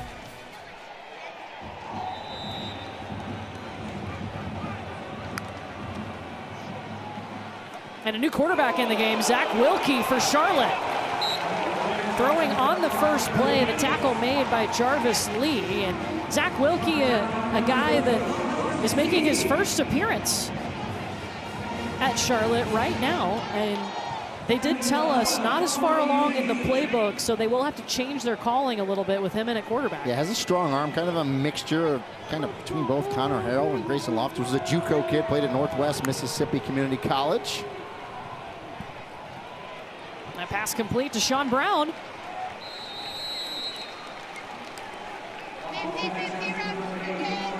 Just picking up a couple of yards there. Stopped by Deshaun Rucker. You like changing it up here? I do. I mean, you're down 26-0. Your offense has been anemic, right? You haven't really done anything. Just trying to get a spark in, getting another player some meaningful reps in a game in Zach Wilkie. Well, Grayson Loftus only completed 2 passes, and the first 2 plays for Zach Wilkie have been completions. Now he's got to run, trying to direct traffic too, and just throws it away. 4th and 8 on the way. And Zach Wilkie's finding out too. When you roll out of the pocket, looks like, oh, I got some green grass in front of me, but secondary, very fast to the ball for USF. You know, we were talking to Todd Orlando, the defensive coordinator for South Florida yesterday, about the identity of this defense. He said physicality is who we are, and we're older and more experienced. He loved the fact that he was seeing them make tactical decisions on their own in games. And because they're an older team, the one thing they've done really well this year, they've tackled well as a team. See, a lot of teams early have issues, missed tackles. This team's tackled very, very well. It's a South Florida program they've always been able to score points, but they've added to that depth of the defense, and now it's starting to get some notoriety as well. Yeah, again, everyone wants to talk offense and you need it, but really, defense is what wins championships, right? And they got a good one here at USF thus far in the season. And USF's defense has only given up 26 yards tonight.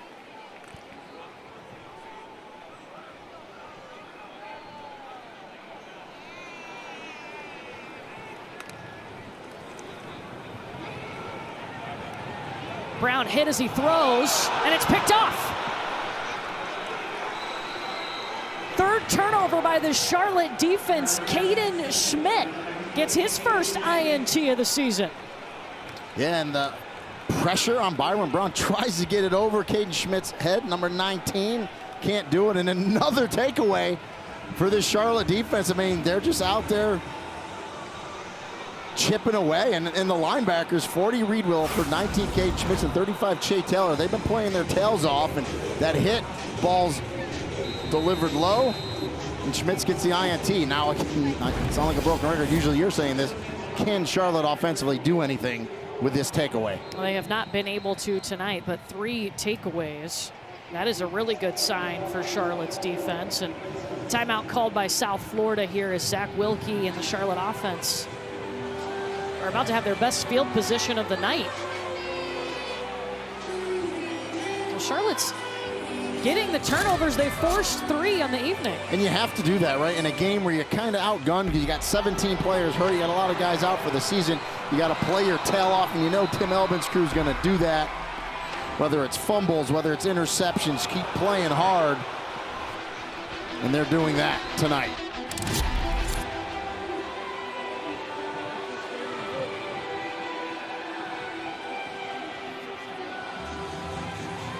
South Florida team that's turned it over 6 times in the last 2.5 games. They didn't have any turnovers in their first 2 games of the season against Boise State and then Florida. So last drive, Zach Wilkie replaced Grayson Loftus at quarterback. He's back on the field. Heaving it up for Sean Brown. Near the sideline, catch is made. Yeah, tremendous catch by Sean Brown. He's 6'4" receiver. Gets free down that right sideline, and that's what you love. You get the takeaway, and then you take that shot on the sudden change. 1st and goal for Charlotte. 28-yard pickup and just the 2nd first down of the night for Charlotte.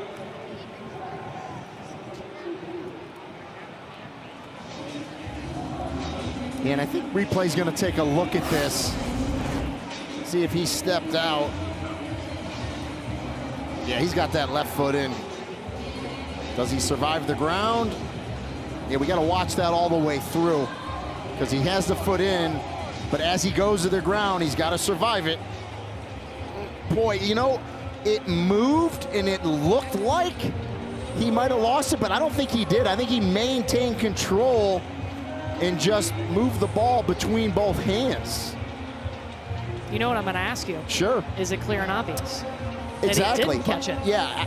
Because the call on the field was a catch. Correct. And so I don't think it's clear and obvious one way or the other. So you got to upheld the call on the field. Left foot's clearly in. There's no doubt about that now as he goes to the ground. You see kind of that the tip moved on one, but to me, he still had control in the left hand. Catch. 1st and goal, 7-yard line. It's upheld. Upheld. So we were right again. We pat ourselves on the back. So the 2nd first down of the night for Charlotte, and Zach Wilkie. I was going to say. Showing off he can throw. You thought about Zach Wilkie. Definitely a spark. No doubt about it. Can they finish it off, though? They forced 3 turnovers tonight, looking for their first points off of those turnovers. Wilkie pulls it. Inside the 5.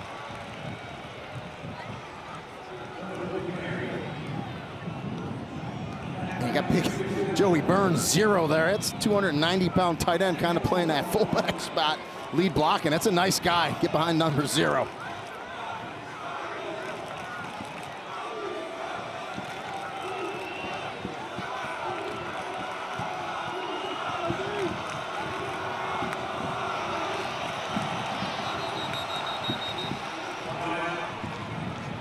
Flag out. Now they got back, but Charlotte reacted, so that's definitely a penalty on the defense. Defense number 34 causing an offensive reaction after this is the goal. Second down. Rico Watson. If you're going to get a penalty, I guess at the 1 yard line, move it about another foot and a half.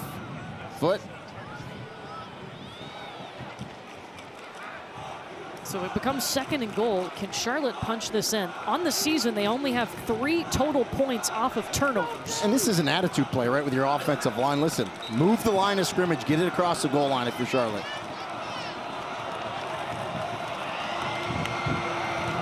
High snap. Wilkie grabs it and sticks it in the gut of C.J. Stokes. He is in the end zone, and Charlotte has its first touchdown. Tremendous play by Zach Wilkie. High snap, was able to catch it, get it in the belly of C.J. Stokes. Good push up front, and finally, Charlotte capitalizes from one of their defensive takeaways.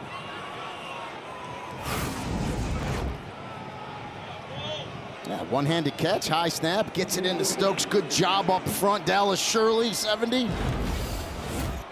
It's the way to finish it off.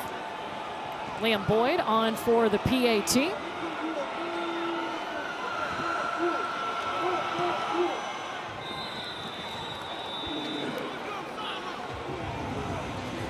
So the interception leads to the first touchdown of the night for Charlotte. And the second drive for Zach Wilkie at quarterback.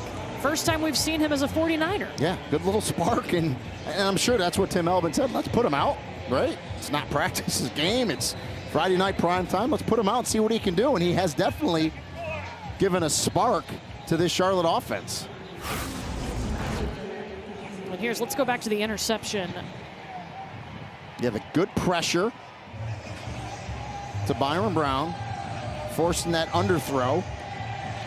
The interception by Caden Schmitz sets it up, and then they finish it up. And it was Gavin Willis, 13, another one of the linebackers that got that hit on Byron Brown that forced that low pass, and a little life from Charlotte. And I love that we've seen the defense keep fighting. I mean, 3 takeaways forced tonight. Yeah, if they didn't get the takeaways they've gotten, this game would really be out of hand. I mean, you say 26-7, but they're fighting, they're staying in it.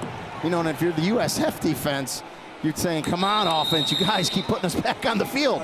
We're getting stops, you're turning it over, and then we're back out there. So probably a little talking, a little encouragement, let's just say, on the sideline for USF. So how does South Florida respond? Reminder, Charlotte will get the ball to start the third quarter, but that is a third quarter where South Florida absolutely thrives in the third quarter coming out of the locker room.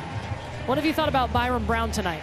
Thought he's been good, really. You know, he got hit at the one bad pass that just caused that interception. Other than that, I think he's been fine. Again, you look at the 9 for 19. He's had 5, I think, drops in that 6 drops. Yeah, 6 drops that aren't on him. Nakai Davenport, his first carry on the evening. Man, and you could hear the pops up here. And you know me, Court, right? I'm just kind of a old school, basic type of guy. When you have an offensive line like USF and you can really push the line of scrimmage, I really want you to establish the run. Just hammer it. They're trying to do that right now with Davenport. He doesn't have quite a big shoulder pads as you have. No, well, no one does. Unless you played in the early 90s. But when you control the line of scrimmage, then that opens up the pass on top of it. 3 carries in a row for Davenport, a sophomore out of Roswell, Georgia. Had a career-high 4 carries in their last game and a career-high 52 yards and his first touchdown. Yeah, I was going to say his first career TD as well. And he was banged up in camp, so I think he's coming on better now. First month of this season. We've seen 4 different running backs for South Florida tonight. It truly is by committee. They like them all. Just feed him. No gain on the play. Gavin Willis corralled him. Just when I say they're moving the line of scrimmage, Charlotte says, no, we're going to come downhill with our backers. We're going to come hard. And there's Caden Schmitz again, flying to the football. Now they got him at 3rd and 10. USF 5 for 8 on 3rd down. And definitely you feel a little momentum, right, on Ohio. Big play for them here in this first half to get a stop. On Charlotte, the ball comes out. Flag is out. I think there was some movement before that happened. Yeah, they're going to get it was a free play. The Charlotte player in the neutral zone. But you want to take advantage of those free plays, right? You want to take a shot down the field. You don't want to fumble it. Defense number 85 in the neutral zone at the snap. It's a 5-yard penalty, third down. It's Caleb Irving.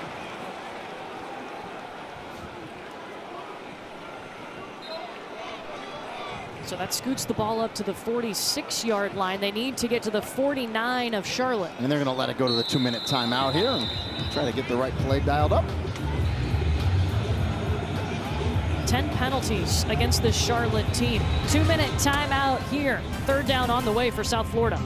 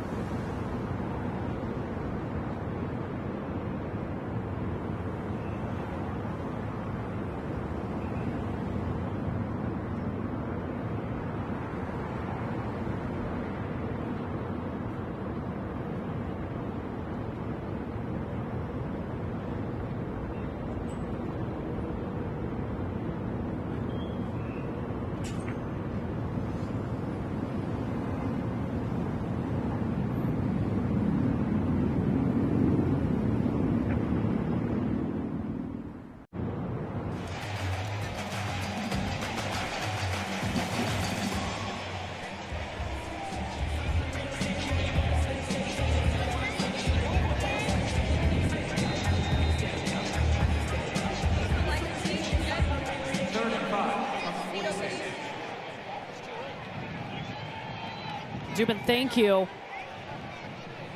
Got to hear more about Diego Pavia, right? Yeah. Most interesting man in college football. Third down here for South Florida. Chaz Nimrod with the catch. He was plagued with a couple of drops early in this game. It makes a nice catch, but he's short by about a yard, half a yard. So another decision here for Alex Golish. They've already converted once. Well, no, actually they decided to punt on that fourth down. So this will be the first time they've gone for it. Option look. Brown cuts back inside, and he has it no problem. Yeah, good little speed option to the left. Nice job there. Picks it up. Now you're going to go, well, I was going to say now you're going to go with tempo for 2-minute offense, but they go tempo the whole entire game. Yeah. Oh, and there's a Charlotte player down.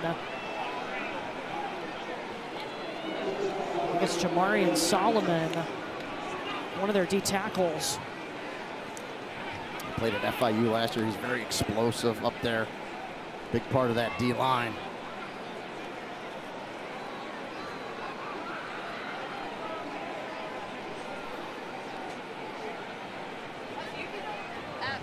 They're working on his right leg. You know, Court, E.J. Manuel that was in studio there, his alma mater's got a pretty big game tomorrow night against Miami. I actually called that game when E.J. was a quarterback for ESPN Radio back in 2012. I guess I'm dating myself a little bit. It's been a minute, huh? Yeah. Well, it's good to see Solomon is up, but being cautious about putting any weight on that right leg.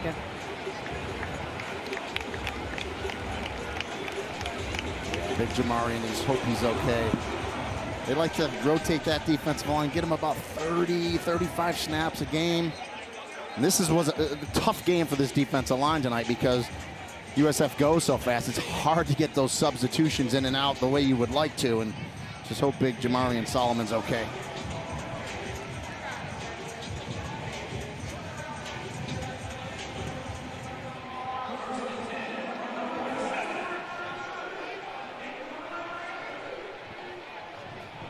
USF on the Charlotte side of the field. They got 1st and 10 and under a minute 50 to go.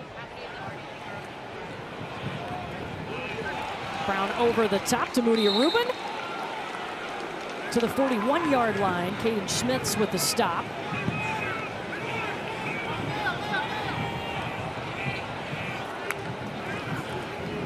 Davenport. Giant hole. 1st down and more to the 30. 11-yard pickup. And again, old timing rules. The clock will stop to set the chains. Swings it out to Rubin. Now USF just moving. And another fumble. Moody actually fumbled that ball, but luckily it went out of bounds. Look at the hole on this play, on this run play here. Excellent job up front. Right there. Nice. Square the shoulders and go by Davenport. I think I could have ran through that hole. USF has rushed for 250 yards tonight in the first half. Chaz Nimrod with the catch, marches in the end zone. You blink and South Florida scores.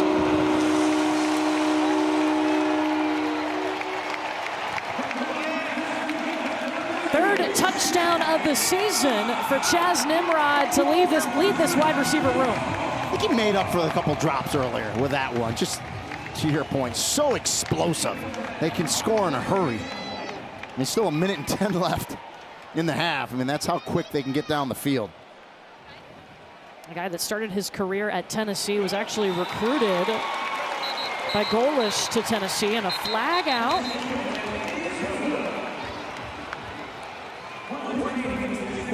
Your score. Defense number 8, the penalties decline. The try is good. At the count of 3, I want everybody to place. 4 touchdowns tonight for South Florida. Yeah, good protection once again. Little pump fake on the outside through his progressions. Comes back inside to Chaz Nimrod, makes a nice catch. Beats the defender Caleb Curtin. And another score for the USF Bulls. I mean, besides the drops early and then the turnovers, they've been really good, but it's kind of crazy when you think about it. 33 points in the first half with what, 3 turnovers for the offense? They've overcome that to still score 33 points. Yeah, they definitely have. Charlotte's been only able to get those 7 points off of one of those 3 turnovers that they forced.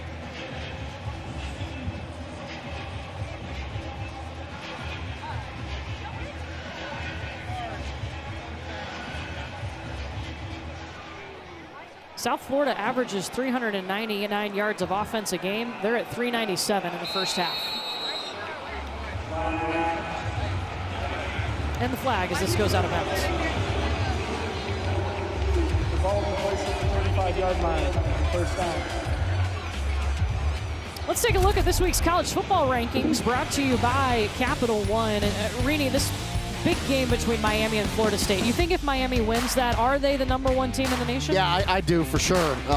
Tallahassee's going to be rocking, and I'm really curious to see what Florida State does after the loss at Virginia, because I think Virginia's a much better team than people are giving them credit for. So all eyes on that one. Alabama, Vanderbilt, we've talked about that. And Texas, Florida. How's Florida going to play in the swamp? Couple intriguing ones tomorrow. Gator fans are hoping that they play better. Yeah. Well, and Texas fans are hoping, right, that Manning plays a little better and the team plays a little better. And so this is where it gets good now. We're going to get into the meat of conference play now as we turn into October. A lot's going to happen in the next 8 weeks. This is the second conference game for Charlotte, the first conference game for this USF team. Remember, Charlotte will get the ball to start the third quarter. Wilkie back in at quarterback for the third series. Absolutely no room. A loss of 2 on the play. Hello, Devin Lee. And Devin Lee was one of the players they added in the portal from Vandy for this defensive line. He had size. He's a 300-pounder in the middle there. And got some quicks as well as he makes that tackle right there. And I think Charlotte's just content with, let's just get into the locker room and just try to regroup. It's been an outstanding first half for South Florida. Despite 3 turnovers, they still have almost 400 yards of total offense, and they've scored 33 points. 3 turnovers and what do we think, 6 drops, right? Yeah. I mean, and they still scored 33 points. So. Halftime score, South Florida leading Charlotte 33-7. Back to Zoomin and EJ in the studio.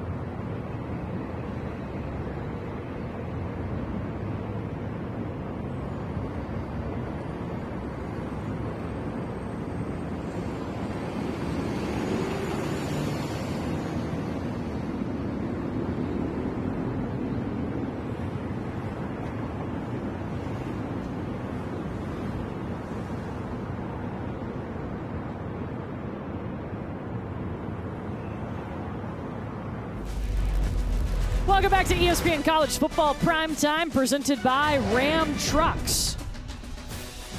Back here in Tampa, the conference opener for South Florida, and they are up 33-7 at the half. Charlotte's going to get the ball to start the third quarter. Charlotte's only points coming after an interception. It's a Charlotte defense that forced 3 turnovers in the first half, but South Florida dominated that first half. They've almost matched their average for total yards for a game in the first half of this ball game. Yeah, and I mean, you just look at those stats, and if you're Alex Golish, you're excited, except 3 turnovers. They had a ton of drops in that first quarter, and they were still able to produce that kind of stat sheet. I mean, pretty incredible, actually. And oh, by the way, South Florida needs 2 more rushing yards for a season high in that category.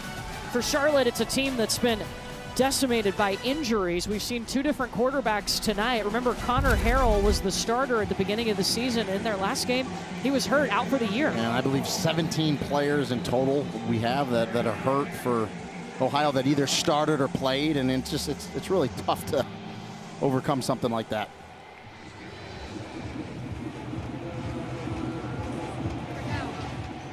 So South Florida will kick this thing back to Charlotte. Let's check in with Marilyn Payne on the sidelines. I asked Alex Golish about what he thought of the substitution in for Zach Wilkie, a quarterback for Charlotte. He shook his head. He kind of looked down. He said, "We tapped out too soon before the 2-minute drill. We got to go choke these cats out." It's a South Florida defense that has done really well tonight, but this Charlotte offense on the other side, they did get a spark from Zach Wilkie, did they not? No doubt about it. So I think it was the right move by Tim Albin and offensive coordinator Todd Fitch to give Zach Wilkie the keys to this car here, and definitely a spark, and we'll see what he can do here to start this third quarter. Transfer in from Northwest Mississippi Community College. Hands it off to C.J. Stokes. And that'll help tremendously.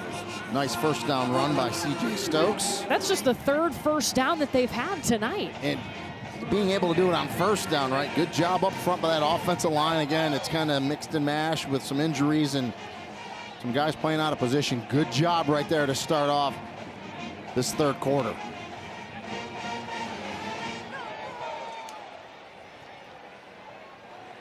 Wilkie had not made an appearance for Charlotte until tonight. C.J. Stokes picks up 3 more yards, stopped by Denard Flowers.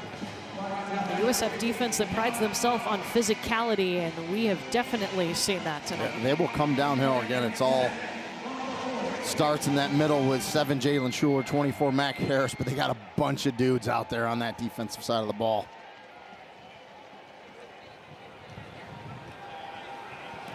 Wilkie throws it out quickly to Joey Burns, one of his tight ends, and that's good enough for a first down. Tackle by Jalen Schuler. Yeah, I like Joey Burns. He was blocking, had a couple nice blocks there in the first half. Big-bodied, tight end type, H-back type, makes that catch, and there we go with the out for the season, the injuries of Charlotte. Yeah, I mean, the list goes on, and not out for the season, but out for this game, Johnny King, who is their starting center. They have gone way down the depth chart to get Dallas Shirley, moving him over from right guard. Quick flip out to Javen Nicholas. Flowers on the tackle and no gain on the play. Yeah, Denard Flowers, the defensive end, another addition to the team this year. Read that perfectly, and when your defensive end reads it and runs down the line and really gets a TFL, you know your defense is playing good. There were a couple of things that they self-scouted in the bye week for this defense for South Florida. It was getting better in space and then fixing things that made them predictable. Anything that would key off the offense they were facing of what they were going to do. C.J. Stokes. No gain. Schuler again. And the other constant that Todd Orlando wants to do, and every defensive coordinator will tell you this, make the offense one-dimensional. They've done a nice job of that tonight. And you see Schuler, just prototypical linebacker, steps up, watches that offensive lineman, they down block, he shoots through there and makes the tackle at the line of scrimmage. Charlotte will see if they can convert on third down for the first time.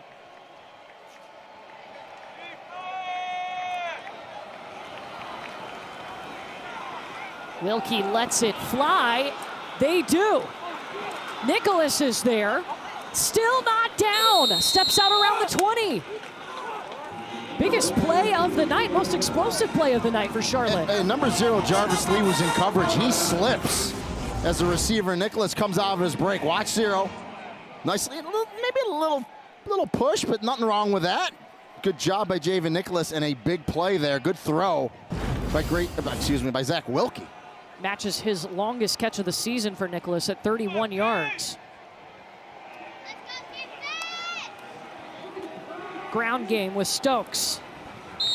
Hits the hole, dives forward, picks up 2. Well, so far, Wilkie 6 for 7 through the air for 69 yards. Really nice balance to start this second half with run and pass. They're doing a really nice job. You got to just put the first half behind you and say, let's come out, let's win this third quarter, especially this first 4 minutes. And they've done a nice job to this point. They've almost doubled their yards from the first half. They only had 63 total yards in the first half. They're up to 120 now. Stokes dancing, gets one more, stopped by Mac Harris. Schuler and Harris, we've already called their names several times just on this drive alone. Those were the 2 leaders of this defense. They set the standard. Man, we talked about it in the open, and they don't just set the standard for the defense, for the entire program, the entire team.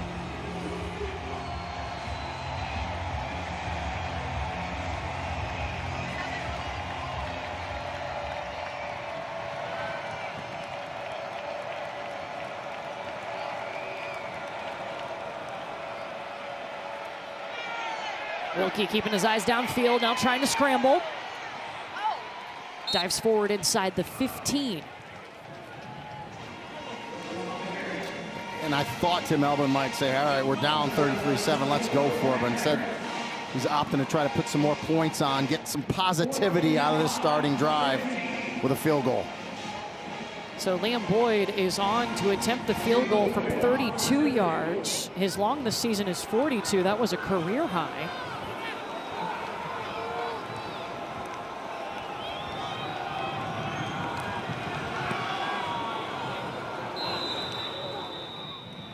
And it's good. So Charlotte gets the ball to start the second half, marches down the field on one of their best drives of the game. Good start. You get 3, and you take over 5 minutes off the clock. We'll be back to Tampa.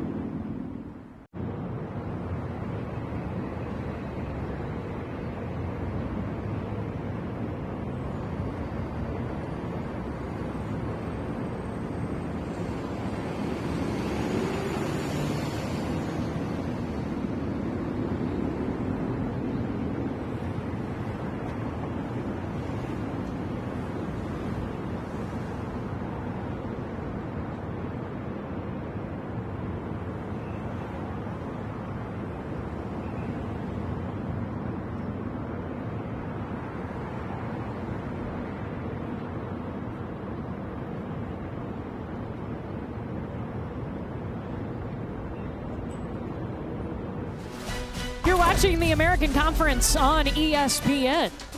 Some Friday night football in Tampa Bay. South Florida up 33-10. Charlotte just had its best drive of the ball game. Courtney Lyle, Rainey Angolia, and Marilyn Payne with you. A beautiful night we got, huh? It's perfect. Called for a little rain. Never came, and it's gorgeous. And South Florida is about to get the football for the first time in the third quarter. Charlotte just hit a 33-yard field goal. And Alvon Isaac will take a knee in the end zone. And this is a South Florida team that, man, they love the third quarter, Rainey.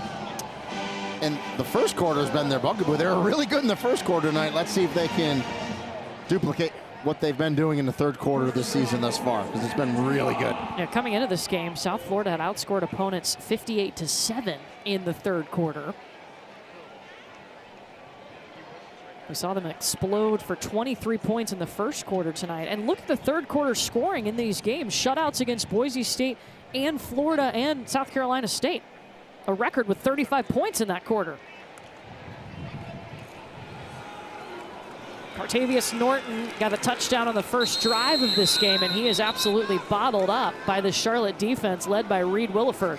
And you just know defensively for Charlotte, defensive coordinator Nate Fonas, he got after that unit a little bit. It's a pride thing because they've come out here in this second half definitely playing more physical, playing with a chip on their shoulder.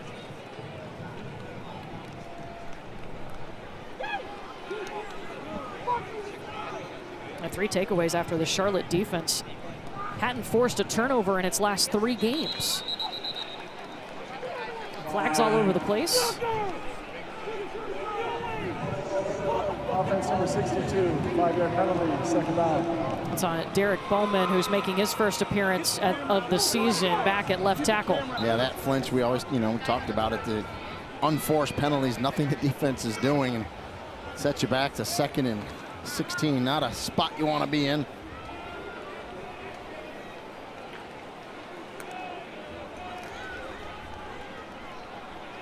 Brown with time.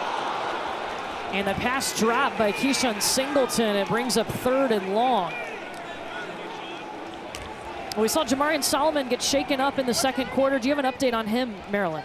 Jamarian Solomon is still in Charlotte's locker room. He was not able to walk off the field, leaving the injury tent during halftime by himself. He ended up being carted off barefoot on his right foot, where the training staff was giving him attention. They are working to enable him to return to this game, as the Charlotte defensive line is incredibly thin.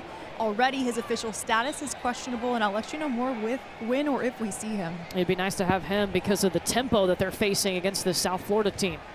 3rd and long here for the Bulls. Nimrod with the grab around the 30, still about 5 yards short. They mark him at the 28-yard line. Started this game with a couple of drops. Yeah, Nimrod. Yeah, you got to punt this one, though. And because you had the penalty and you're back at 2nd and 16, yeah, it's a nice pickup. Good job by Nimrod, but Charlotte says, go ahead, I'll give you the underneath catch. You're still going to get forced to punt this thing. And, we didn't mention, too, Marilyn talked about the thin defensive line for Charlotte. Zion Shockley, who's really been their top defensive line, he's out for this game, too. So you really need Jamarian Solomon back if you can get him back in this game. Jace Leon with the punt. Javen Nicholas back for Charlotte. Escaping tacklers. And finally tripped up, or he was going to explode out of there. Does Charlotte have some momentum? They've already scored in this third quarter, and they just got a big stop.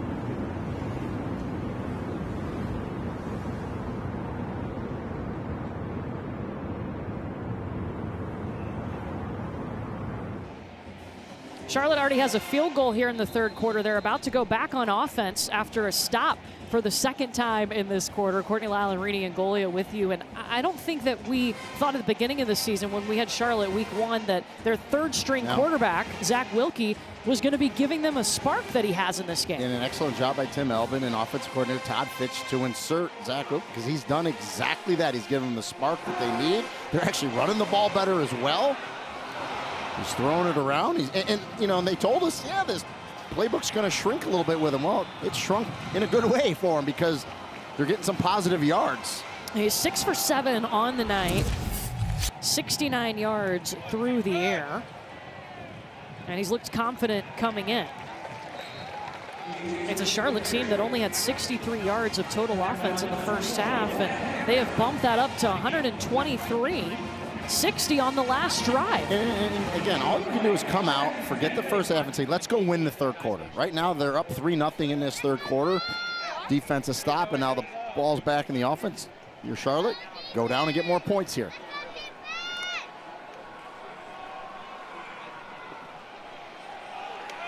Wilkie, high ball up into the air. The pass incomplete, looking for Nicholas, but there's a flag at the 40. Jarvis Lee might be in trouble. Pass interference, defense number 0, 15-yard penalty, automatic first down. Yeah, that is on Lee, who has an interception tonight.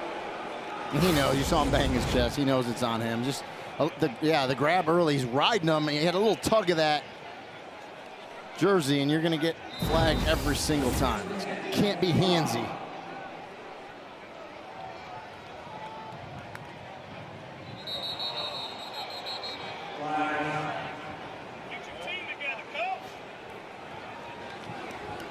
Trayvon Mitchell just shot through the line. Defense number 8 with contact, 5-yard penalty, first down.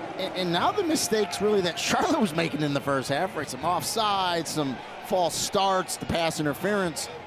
USF's making them, and let's see if Charlotte can take advantage of it here.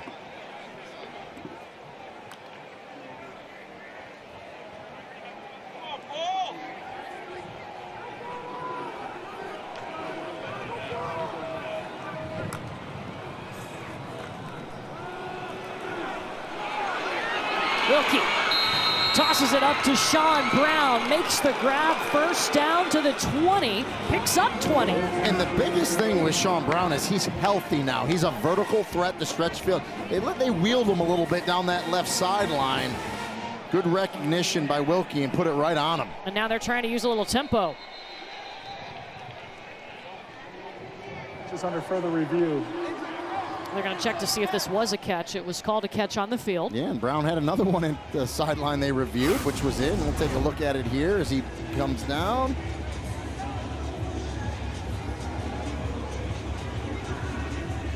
Left toe looks into me. And does he have control is the next question. Yeah, he keeps it. He doesn't go to the ground. He does go to the ground. That's the old survive. I mean, it's very similar to the catch he had in the first half as he gets the toe in, goes to the ground, but he's got firm control with both hands. That ball never moves. This is going to be upheld. That's a very nice catch by Sean Brown, a veteran player that they need healthy, and again, I believe he is healthy to make plays down the field. He's made a couple tonight. And you heard him in the bye week too. He challenged his teammates, come to practice ready to work hard. And he's already got 3 catches in this game. Came into the game with 5 on the season. And you got to believe, and we talked about it, the offensive coordinator Todd Fitch, who's also the quarterback coach, he's got to be thrilled with the play of Zach Wilkie. Absolutely. And sometimes you just don't know what you have, right, when you have a third-string quarterback until you say, all right, the lights are on, put him out there.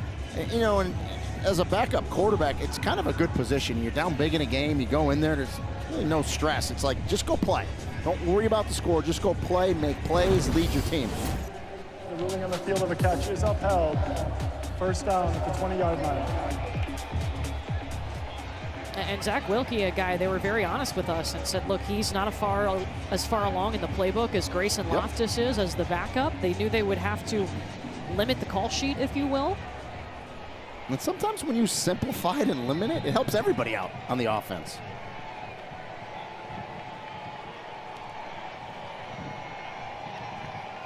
See him covering his helmet, listening to the radio. It cuts off at 15 on the play clock.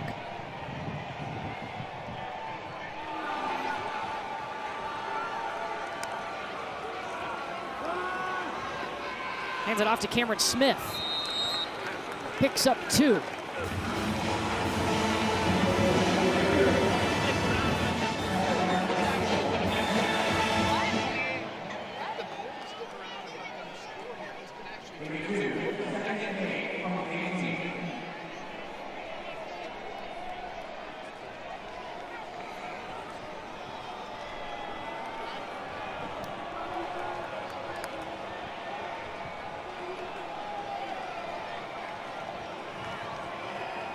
Wilkie looking at the sideline to get the play call.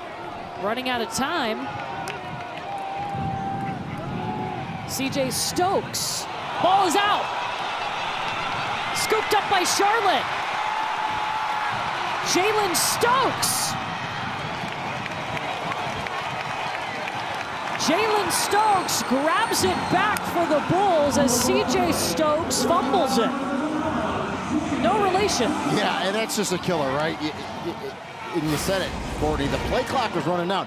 Charlotte wanted to go with tempo, but because they subbed, USF subbed defensively, the officials held it. They subbed slowly. Wilkie wanted to snap it quicker, then kind of rushed.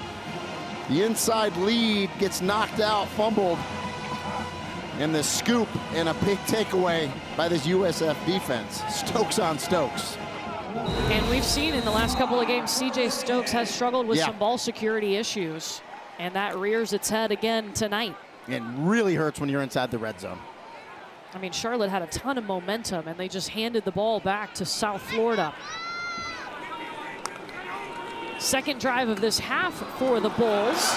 Oh, goodness gracious, Sam Franklin. I mean, nobody touched him until he was taken down at the 44, and J.Q. Conley got there. I know when the goodness gracious comes out, it's at least 15 yards of just... It was 19. There you go.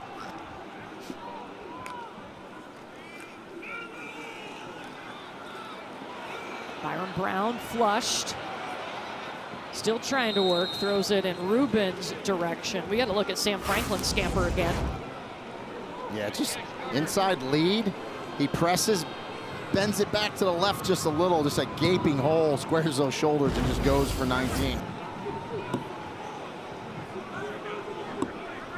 Sam Franklin, 10 carries tonight. His season high was in their last game, just 4 carries. Brown pulls it by himself. All alone and easily gets the first down, and a little shoving after the play over on that far sideline. I don't see any flags. When you saw Byron Brown directing Keyshawn Singleton, number 11, the big wide receiver does a nice job blocking on the outside and kind of blocked his guy right to the bench. Brown stays in the pocket, overshoots Keyshawn Singleton. CJ Clinkscale Jr. in coverage. By the way, Byron Brown, his 6th 100-yard rushing game of his career tonight. 112 yards as USF has a new season high, 282 rushing yards. And what makes him dangerous, you can call a right zone read with him, but when a play breaks down, he'll pick up yards scrambling as well. Rubin in motion. Sam Franklin immediately had Braden Mullen on his back. Braden Mullen, another one of the captains on this team. Played at Dartmouth, was in the Ivy League last year. Playing at Dartmouth, very smart obviously, but to get voted captain, hard worker there. The defensive line, number 44. And both of his parents were athletes at Dayton. Brown going. And he gets down too. When he runs, he lowers his pads. And that's 3rd and 12. Charlotte has it defended well, but Byron Brown gives the defender a move, and he's able to almost pick up the first down, but get it to a 4th and short here. They're 1 for 1 tonight on 4th down. 5 of 8 on the season.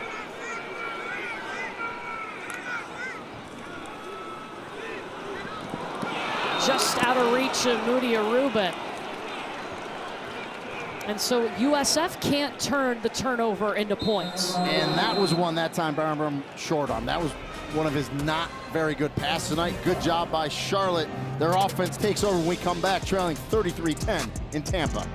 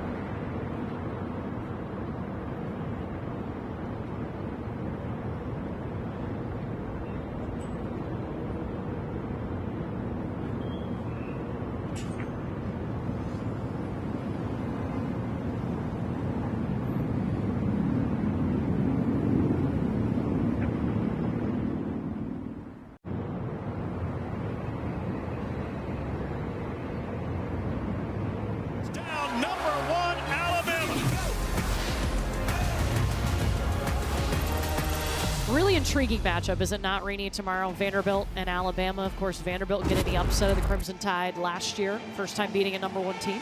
And I think Vanderbilt's much better this year than the team in totality of their team. Last year was a lot of Diego Pavia. This year, they've got some guys in the portal and just a better team, so it should be a good game. I was listening to the College Game Day podcast, and Pete Thamel and Reese Davis were talking about this game, the Vanderbilt-Alabama game. Zach Wilkie rolling out, and that pass is complete to Sean Brown, but Pete Thamel said he had pulled some NFL scouts, and looking at the talent on Vanderbilt's team, only about 3 players they're looking at, but collectively they're a great unit. You know who else should thank Diego Pavia? Is 7 Jalen Schuler for USF, who called his name out a ton tonight. He was one of those JUCO players earlier in his career. Diego Pavia sued to get an extra year from the NCAA. He got it. Well, so did Jalen Schuler and a few other guys out there. It's definitely had a huge impact, not just on Vanderbilt. Zach Wilkie is slung down by Jalen Stokes. You know, the weirdest part about listening to that College Game Day podcast on the plane is that I looked over and Reese Davis was right there, and I was listening to him on the podcast. Yeah. Did you tell him? I just did a little nod. Hey, Reese, good job. Reese is one of the best in the business, by far. Absolutely. It's a great podcast, by the way. Very informative.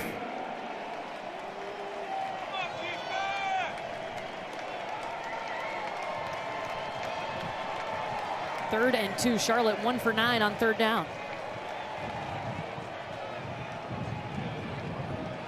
And they've got it. Second time converting on 3rd down tonight. They have looked just different, a spark. Something's changed with Zach Wilkie in at quarterback. They look like a different team, and the offensive line's getting after it. They've got challenges as well. And Cam Smith, their bigger back there. That's who you want to give it to on short yardage. He powers through there, and another 1st down. Well, I wonder, with simplifying the playbook for Zach Wilkie, how much does that help the offensive line? I think it helps all of them. I really do. Smaller playbook. They know what they're going to do. Just go out, play fast, and execute to the best of your ability.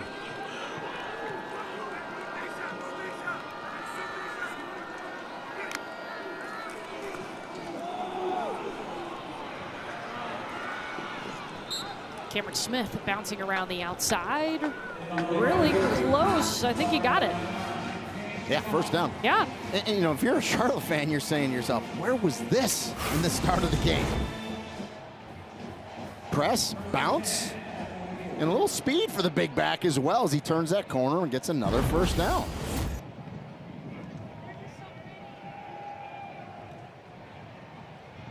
Then the throw out to Nicholas.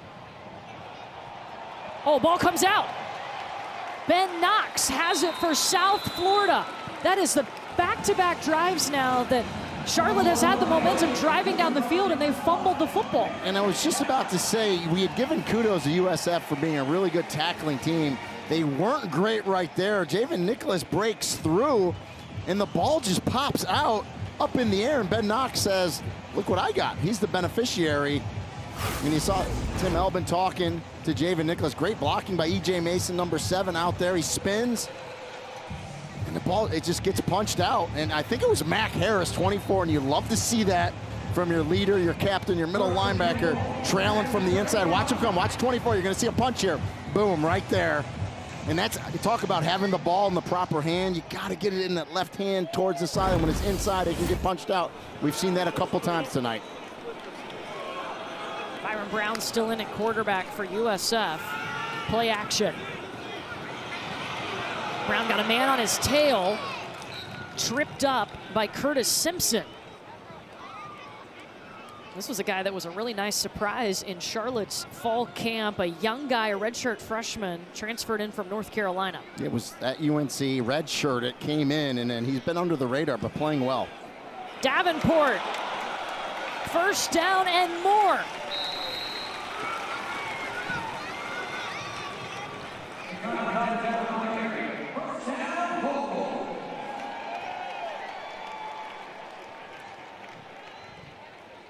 Bulls speeding down the field. Davenport up through the pile. And we talked about the defensive line being thin, right? And that's where it hurts, right? You get a chunk play, and then they sprint to the line. Those big defensive linemen got to get back there, get ready, and play.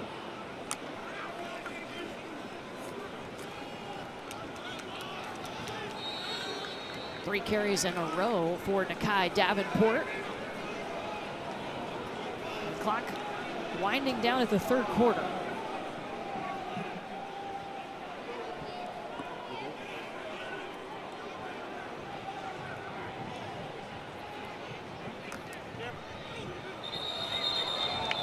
Oh, trying to draw Charlotte off sides, and I think they did. Or did the clock hit 0? Yeah, right, that's or what did they run out about. of time? Before the snap occurred, the end of the 3rd quarter. Clock ran out. So South Florida driving. They are up 33-10 in their first conference game of the season.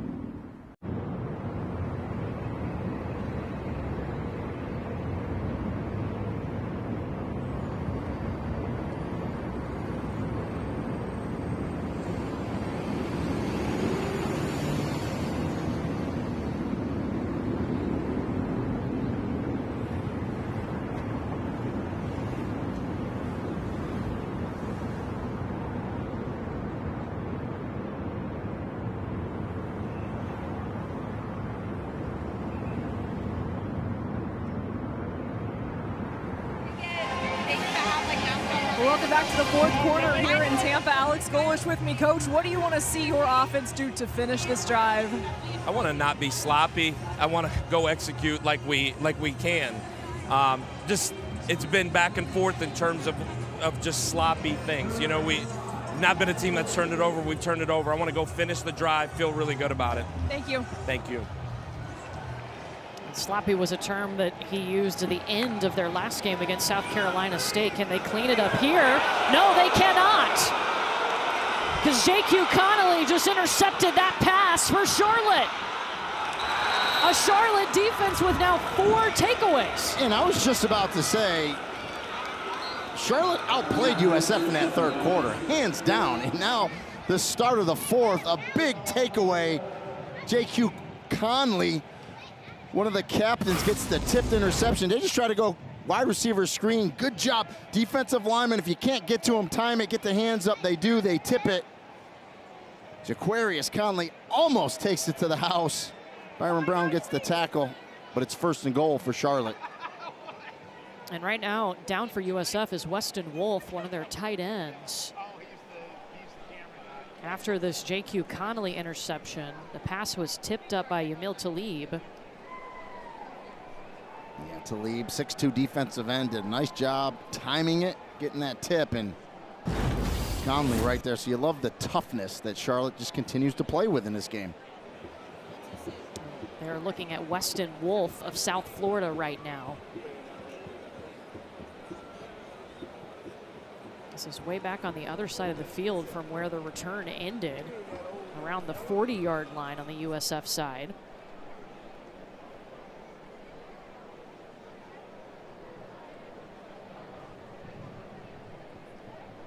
Boy, you gotta wonder though, if Conley just cuts back to the middle of the field, he scores a touchdown there.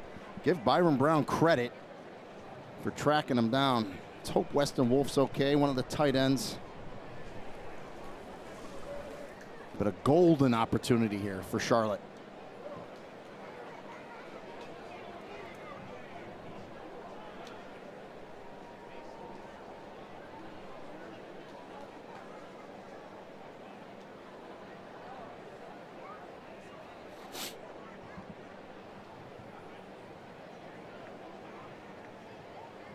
Weston Wolf still down. It looks like they're looking at his left leg.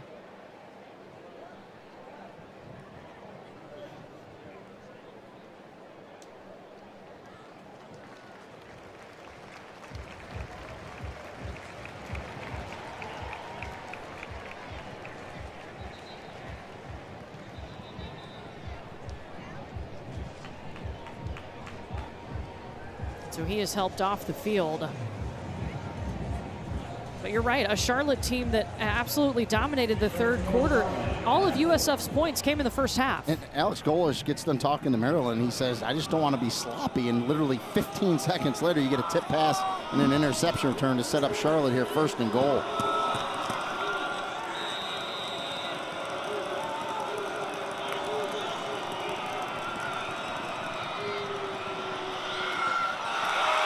Just out of reach of Miles Burris. And he had him. It was just they had 2 receivers in the route. They crossed each other. Burris had a step on the defender, and you see Wilkie kind of pointing to himself. He knows he had a touchdown there, just a little too amped up as he overthrows Burris. That's just the 2nd incompletion tonight for Wilkie. He's now 9 for 11. Remember, he entered this game in the 2nd quarter. Grayson Loftus got the start. Connor Harrell out for the year at quarterback for Charlotte.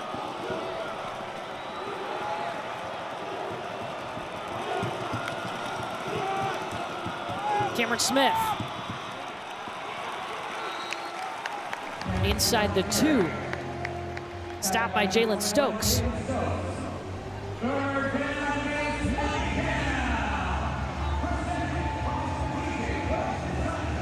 Third and goal. Charlotte has only converted 2 times. They're 2 for 10 on 3rd down. And you wonder, again, a simplified playbook here for Charlotte, but maybe a little play action or get Wilkie out, give him a run pass option because he is athletic enough to run the ball in with his feet.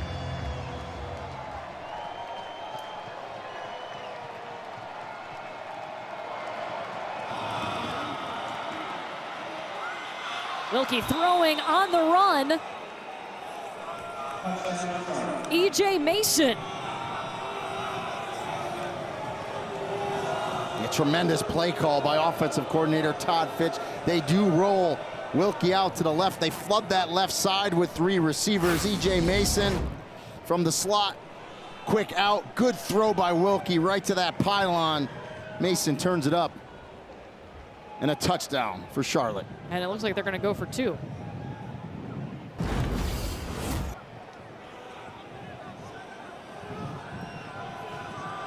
Charlotte's 2 for 2 on 2-point tries.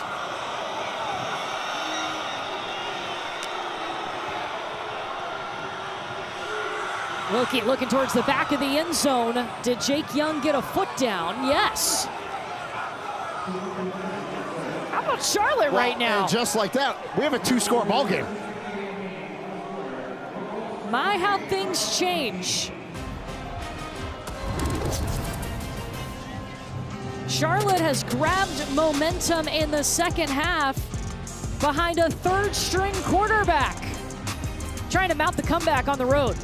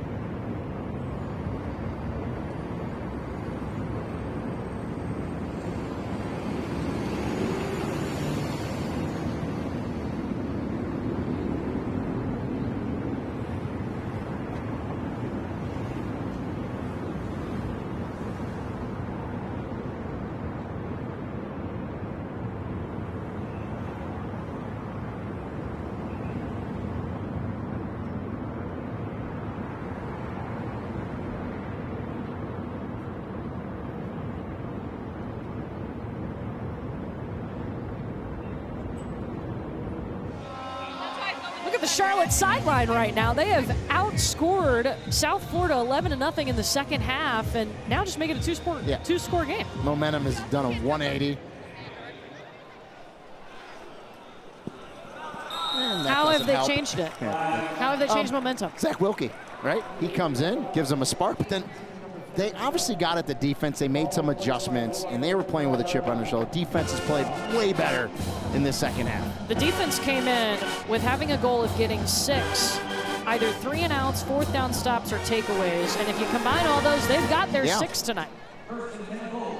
And you just love the fight. And listen, you know, as a new head coach, your team kind of takes your personality. Tim Albin, that man right there, he's a fighter. disciplinarian, hardcore, fundamental coach. He's building this team, and they're fighting tonight. How does USF continue to fight? You heard Alex Golish tell Maryland right before the interception they needed to clean up the sloppy play, and then it continued. And he wants to finish a drive off with a touchdown here. So he's not going to be happy unless they get it going, stay clean, and score a touchdown. Brown pulls it and then slips on the turf around the 41-yard line. Still needs 4 more yards. And a chance for this Charlotte defense to come up big once again on 3rd down here. We did get word that Jamarian Solomon will be out for the rest of the game. That's one of their defensive linemen that they've rotated through. And that depth important facing a tempo team like South Florida.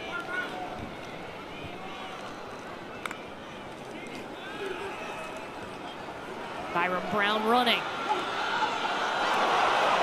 Jukes a defender.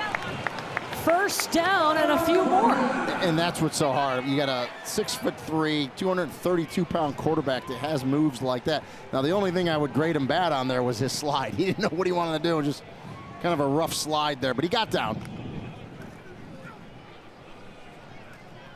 Cartavius Norton. And we've seen several times tonight Byron Brown flex the muscle that is his legs moving, and he entered the game with 120 rushing yards, and tonight he has gone over the 100-yard mark on the ground, 132 now. Pulls it and runs. And I don't know how he made his way through there. Yeah, just good patience. And this was a game, if you're a USF fan, you thought, okay, we're going to come out 3rd quarter, get a stop, we're going to score, and we're going to get our subs in. They're in a dogfight right now here with 12 minutes left in this 4th quarter. They're looking for their first points in the 2nd half.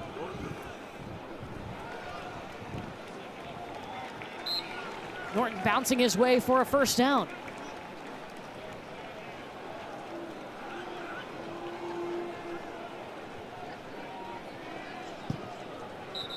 Oh, and there's a player down for Charlotte. Shaq Kaba. Yeah, another defensive lineman, and they are thin. Let's hope Kaba's okay.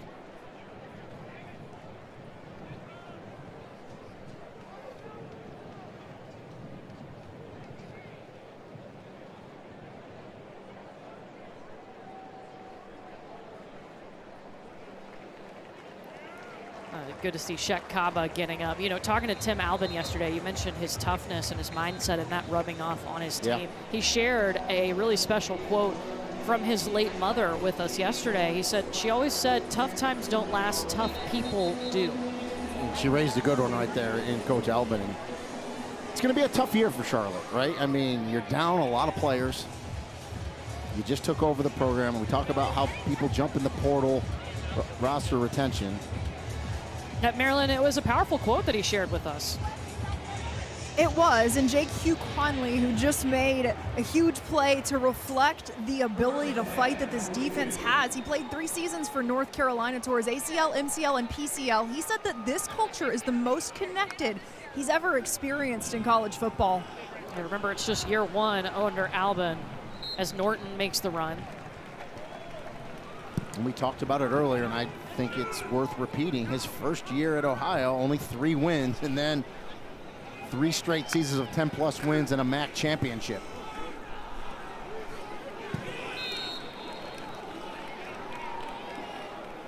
And I say that obviously because it takes time to build and bring your culture and bring your standards. And a Charlotte player shaken up.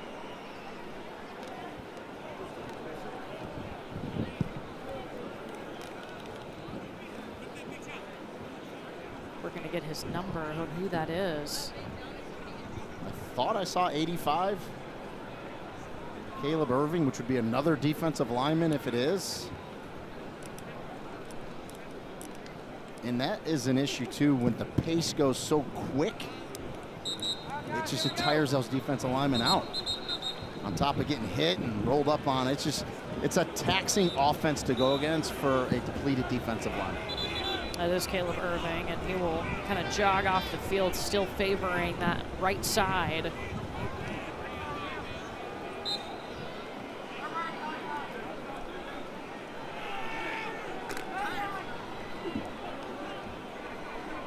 .500 total yards of offense for South Florida tonight, looking for their first points of the second half. Pounding the rock, looking for the first down. Should be enough from Cartavius Norton. And it is. Good little spin at the end, got low, did Norton to pick it up. Feeding Norton. 2 more for Cartavius Norton. Started off this game with a touchdown on their first drive against his old team. 37-yard touchdown in the first quarter.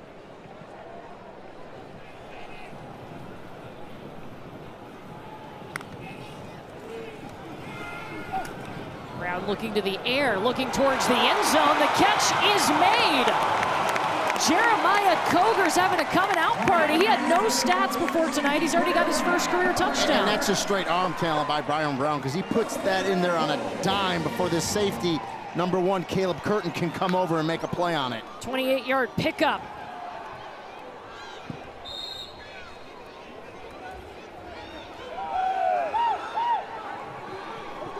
Oh.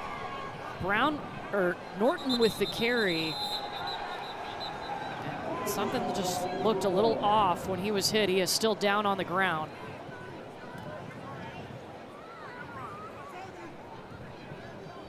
Looked like his right leg got rolled up on.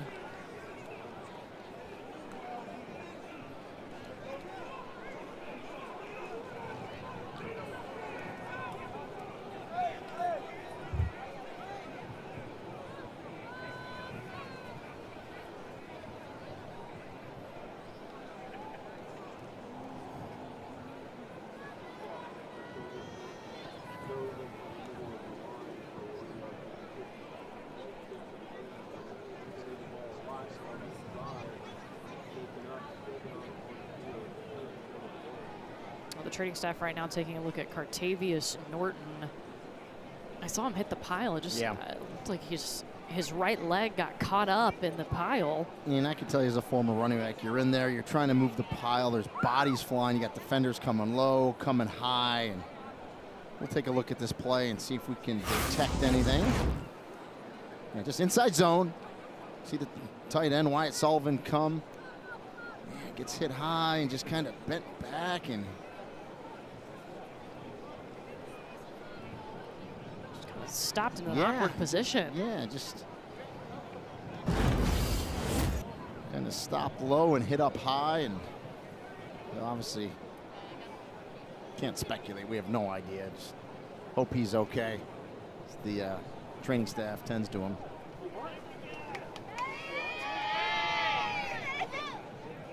Well, we'll step aside while they're taking a look at Cartavius Norton of South Florida.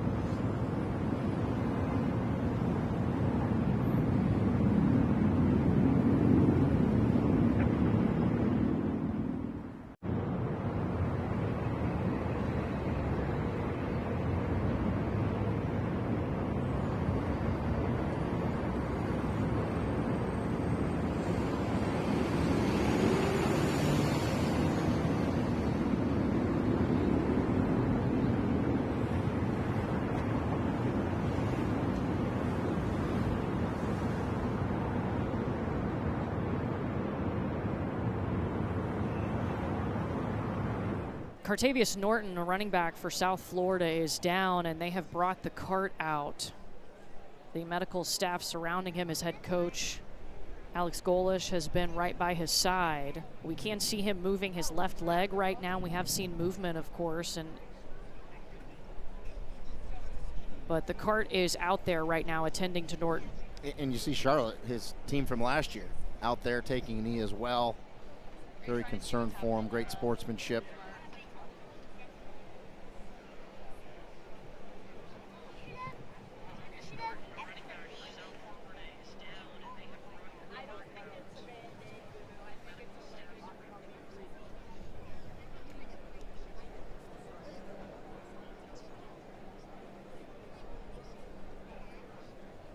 So they continue to attend to Cartavius Norton, and we will step aside.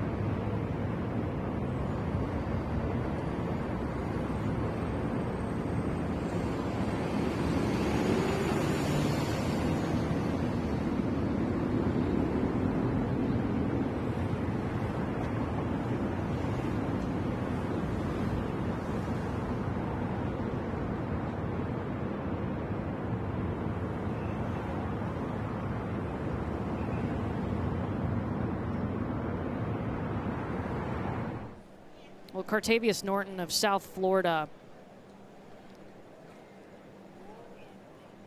has been put on the backboard, and they're working to get him on the cart right now. We're going to give you another look at this play because it's hard to tell what exactly happened.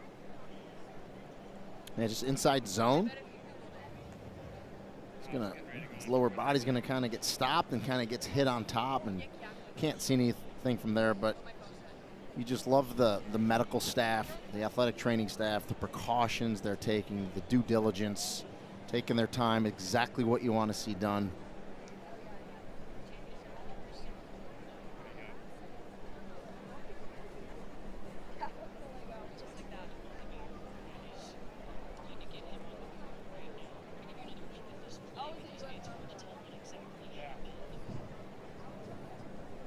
We can tell you saw in that clip too that you saw him moving his arms. We've seen him as he's been down, and the medical staff has been looking at him. We saw him kind of shaking his left leg.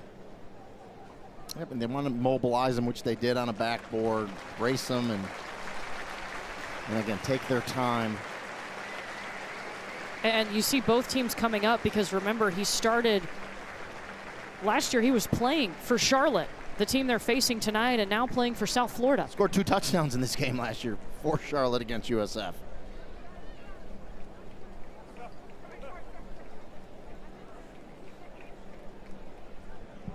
But just a tremendous sign, right? You see his team there, but to see Charlotte there, really, really good. Absolutely.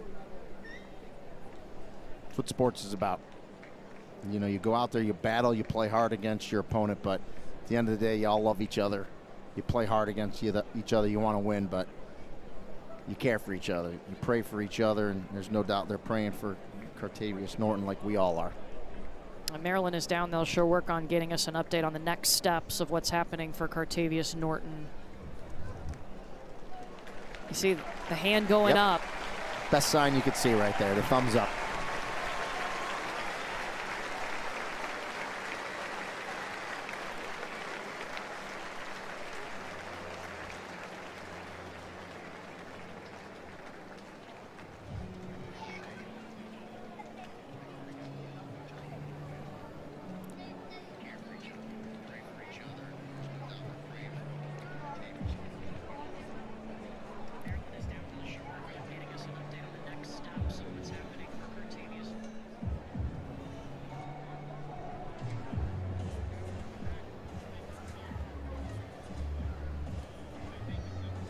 So goodness, a scary sight, but good to see him give the thumbs up.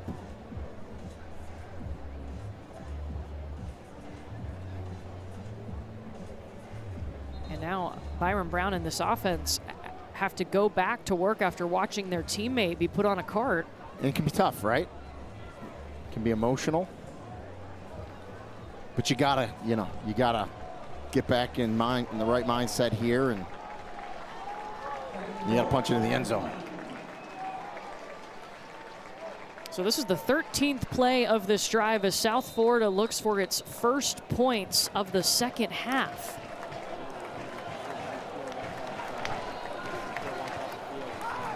Brown throwing after under center. Into the back of the end zone, and a touchdown for Evan Dangler, his first touchdown of the season.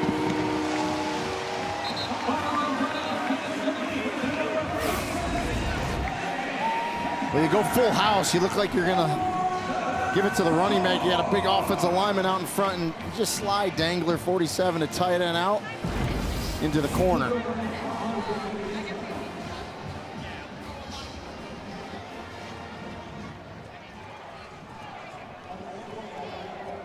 First points of the second half, Nico Gramatica on for the PAT.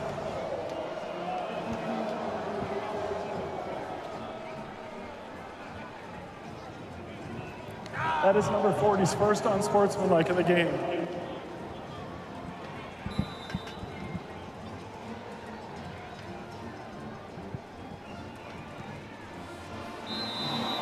It is 40-18, South Florida.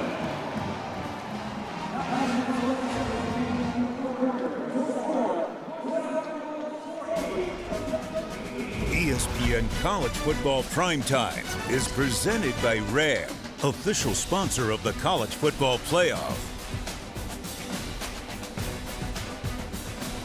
South Florida with its first points of the second half. How important was that drive for South Florida? Yeah, it's a really sloppy second half. They had to finish a drive off with a touchdown, and they did it. So, yes, it was very important because Charlotte has outplayed them in this second half.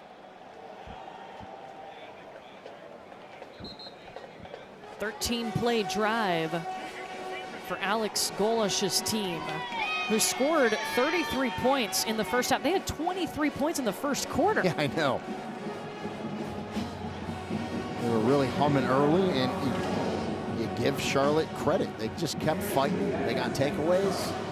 Defense kept playing hard. They came out in the second half, of course, inserted Zach Wilkie, the third-string quarterback, and he gave them a spark that they really needed, and has looked really good at the quarterback position.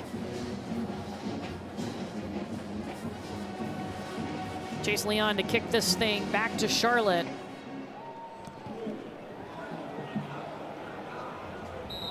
And kicks it out of bounds, a penalty. I've seen a few of those tonight. both sides. Illegal kick out of bounds.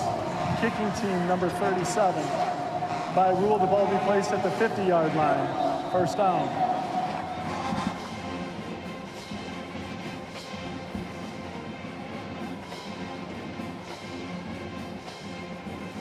Well, in the second half, it's been a huge difference for Charlotte, but I feel like their defense was really the one that first got going. There's no doubt their defense of Charlotte kept them in this game with the takeaways they got, and they just kept fighting. They inserted Wilkie, and he gave them that spark, and then offensively they are starting to move, starting to run the ball a little better, and really good third quarter for Charlotte. Let's see if they can finish this game out strong. Cobb is the running back next to Zach Wilkie. Play action pass, throws it right to the defense.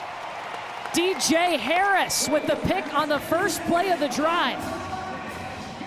DJ Harris plays like their B-back. It's a hybrid type player. You can rush, you can drop in coverage. He's 6'2", 230. He's a good-sized kid. I don't think Wilkie really saw him drop into coverage and threw it right to him.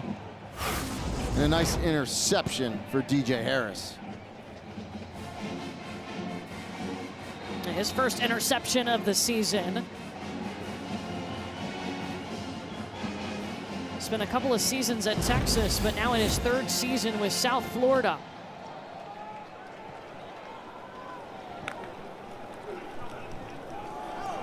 Sam Franklin. And remember how important this game is for South Florida. They're opening up American Conference play. This is a team that has college football playoff potential, right? And they have a huge game next week against North Texas, who's sitting at 5-0 at a bye, and I know they're all watching this game right now. Chaz Nimrod with the grab, the first down, rolls around the 35-yard line, but you feel like whoever wins the American is going to go to the playoff? I do, and a lot of it because the way USF beat Boise, right, week 1. So right now the American, I think, champion has a leg up. Now there's a lot to go yet in the season, but with the way Memphis is playing, you know, Tulane, although they got beat by Ole Miss pretty good, they got 2 Power 4 wins. So the race to this American championship is going to be a good one, and it's just getting underway. And right now Memphis is that projected team to make the college football playoff according to the All-State playoff predictor.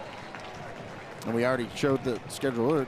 USF plays Memphis in a few weeks. Now October 25th, and that game is at Memphis.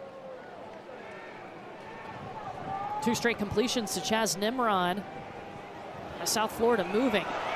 Byron Brown running.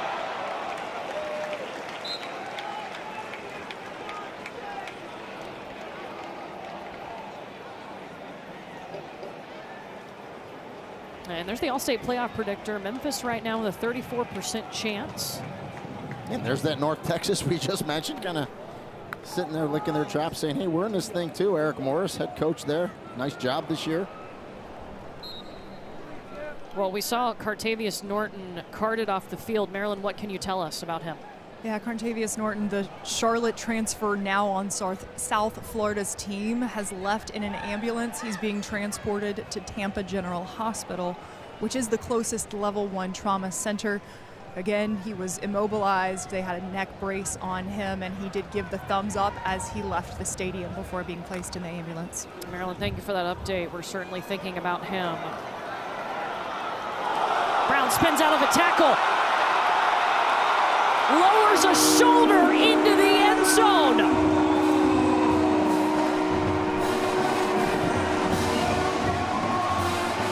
Throwing his body around like it doesn't matter. He is in for 6.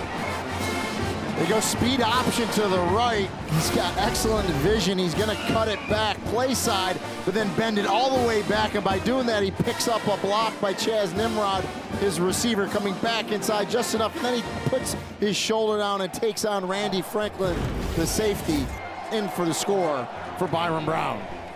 And Byron Brown has a career high in rushing yards with 162. He's responsible for 5 touchdowns tonight. We talked about what a year he had statistically in 2023. He's off to one of those kind of seasons again here in 2025.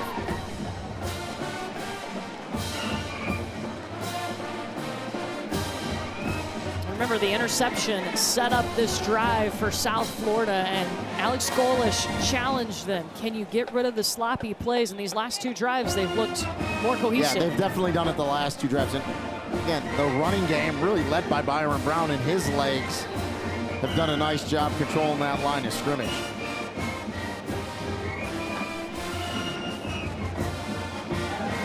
Points in this 4th quarter for South Florida.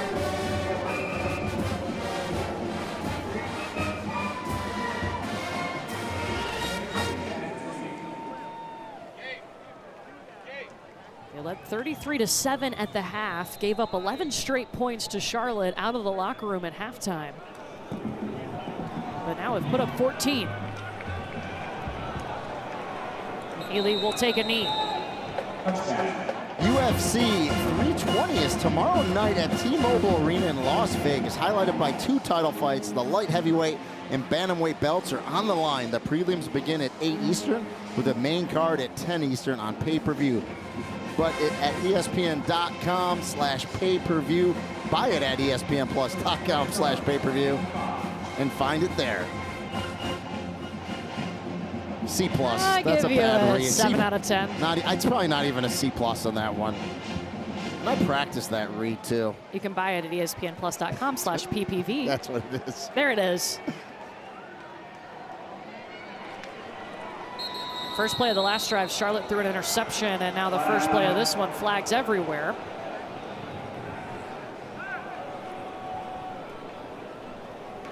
False start. Offense. All 11 players were not set for a full second. Their penalty, first down. That's it, Tim. Give it to all. The whole team? Give it to the whole team. All 11 weren't set. And that's on the quarterback, just going a little fast. You got to have everyone set for a count. Hey, I will say, Jeff Muir with the nugget here, that's the first penalty on Charlotte in the second half. They had 10 in the first half. Been a different team in the second half. There's no doubt about it.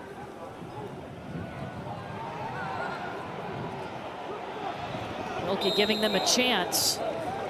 Tackled at the 21-yard line. We got some subs in there defensively for USF, and Jeweler and Harris had over 16 tackles together, a couple forced fumbles, 3 quarterback hurries, doing what they do in the middle of that defense for USF. They're resting now on the sideline. Let's keep an eye on Zach Wilkie, because he came up a little gimpy after that play.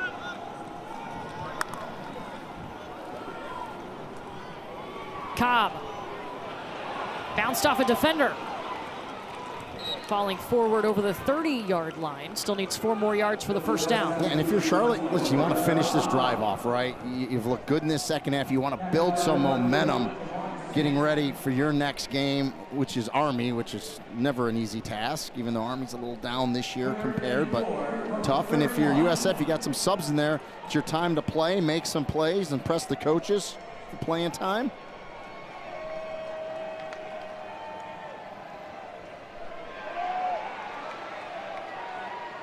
Wilkie moving, throwing, and connecting to Derek Ely, the redshirt freshman. The coaches are impressed. Ely's a walk-on. He runs really well. He's got really good natural hands, they said. Good job there. Gets on the sideline, knows where the first down marker is, makes the catch, and moves the chains. They've needed guys to step up at wide receiver because they've had 2 out for the season with injuries, Jaden McGowan and Justin Olson. High pass and overshoots Hampton.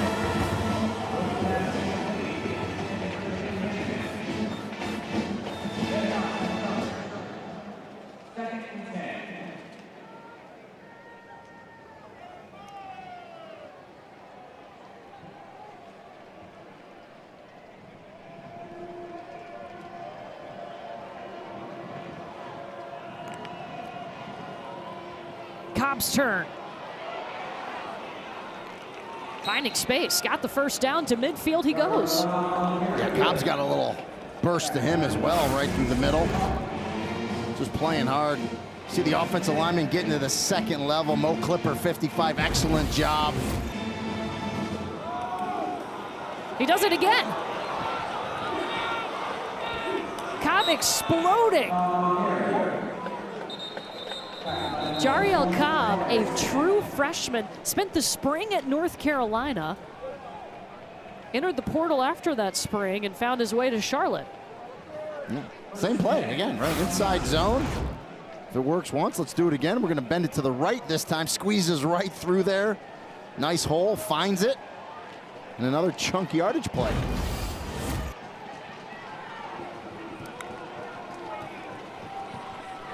Cameron Smith.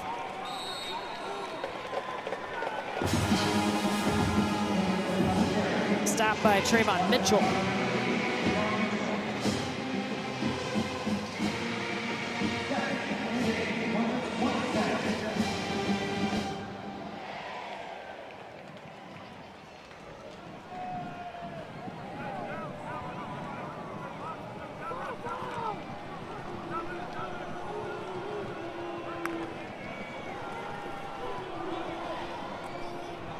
Wilkie connecting with Hampton. Takes a hard hit and still is able to work out a few more yards from that catch. Comes back, makes that catch. Good fight. And another good throw by Zach Wilkie. Yeah, takes a big hit, holds on. We've seen a lot of fumbles tonight.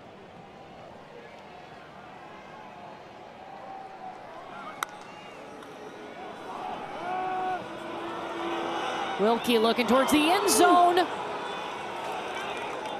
And that's a touchdown for Charlotte and Derek Ely. What a pass by Zach Wilkie. This is a slot fade by Derek Ely. Great route by Ely in the slot fade. Wilkie puts it right where he needs to. Back of the end zone. Great throw, great catch. Foot in bounds. It's a way to finish the drive off for Charlotte. And he's got his first career touchdown, the walk-on.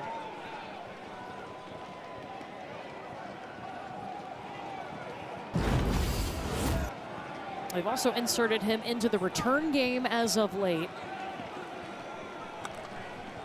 And Charlotte going for two. They've converted once tonight.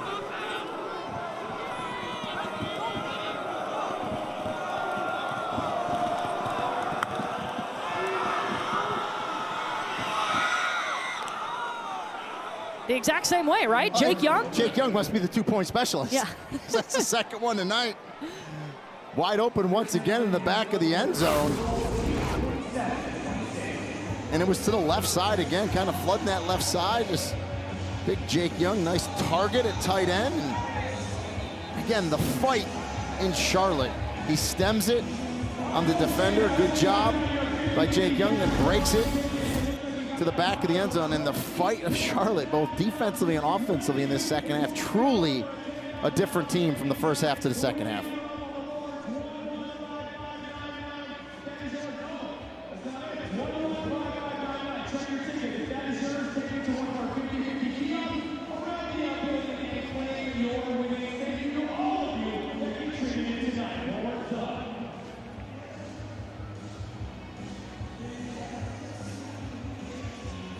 The hands team will be in here for USF.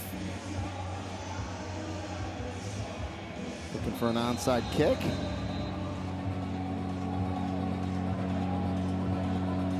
Liam Boyd out there.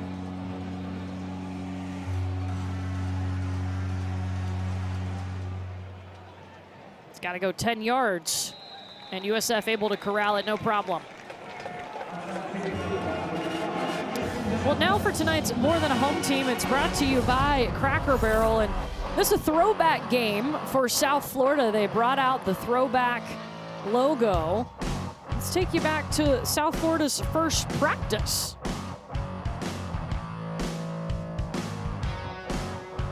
This was 1997, their first team.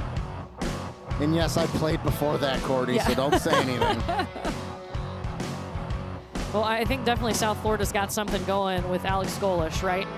Third season under him, you can see his culture taking shape. It's a super young program for people that didn't realize that. It started in 1997, and they've really done really well. Like Aston Moore, by the way, in at quarterback for South Florida, who was recruited to Tennessee and UCF by Alex Golesh, and actually had a freight logistics position in Charleston was working there. Working man. And then Golish called him and said, hey, you got some more eligibility. We need the backup. You want to come? And he understood the offense because it's very similar to what he did. Again, changed the verbiage a little bit, but it was a perfect match and perfect opportunity for Gaston Moore to say, yeah, let's play some more college football. And I love that because when it's over, it's over. So if you can still play, go do it, Gaston, and he is. Yeah, Freight Logistics can wait. You can wait. It'll be there when you're done.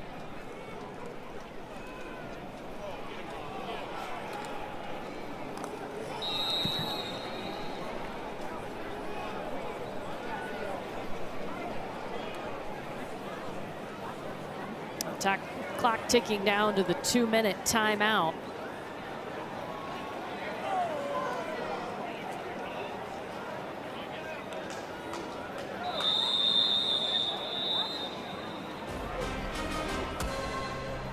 South Florida up 47-26 with 2 minutes to play.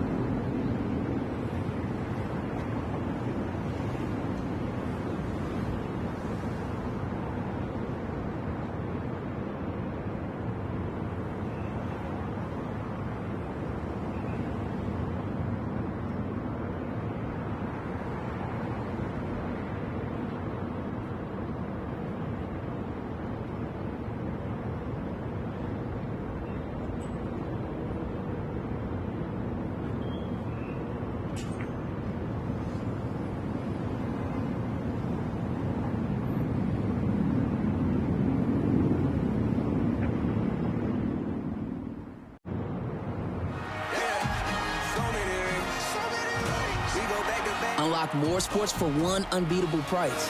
Get unrivaled coverage all year long. Introducing the new ESPN Fox One bundle. 2 minutes to go here in Tampa. Welcome back to ESPN College Football Primetime, presented by Ram Trucks. And South Florida, 600 yards of total offense in this game.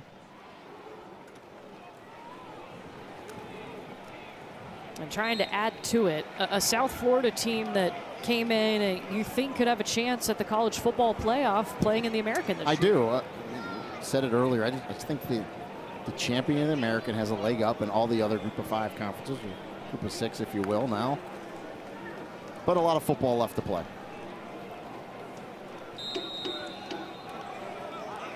Gaston Moore is in at quarterback as Byron Brown has controlled most of this game at quarterback, has rushed for a career-high 162 yards.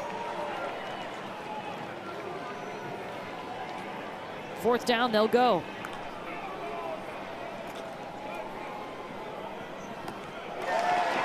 Gaston Moore completes the pass to Jaquan Smith. Good play calling. Whenever you can get your back up meaningful reps, it's very important. It's crazy. We saw over 600 yards of offense. They're kind of sloppy tonight, and they still got 600 yards. Yeah, 4 turnovers, right? The drops, and so a lot of stuff for them to clean up.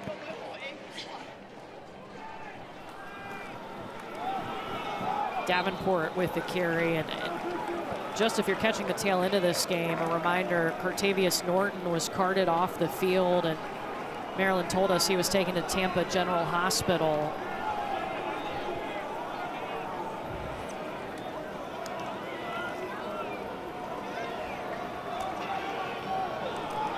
Davenport bouncing around in the end zone.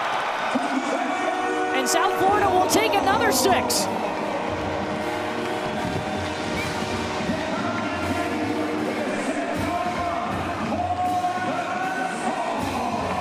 You might think, oh, they're pouring it on. The subs are in. Davenport's a young running back. He's gonna run hard. You gotta stop him. You got him tackled. Davenport just keeps those feet churning and gets it into the end zone.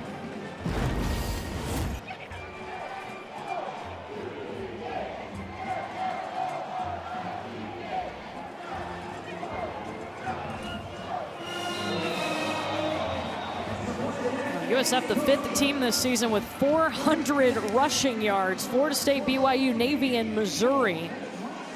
Wow. You're going to win when you rush for 400 yards. Sloppy or not. 407. Remember, South Florida last year against the Charlotte team rushed for a school record 425 yards. And they like young Nakai Davenport there. He's a hard runner as well. We talked about the kind of stable of backs that they use. And he's one of them. Talked about it. He was a little banged up in training camp, but has come out well and is finding his stride.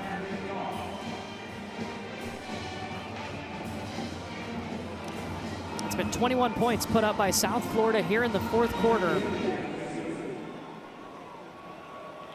Wider, son, wider.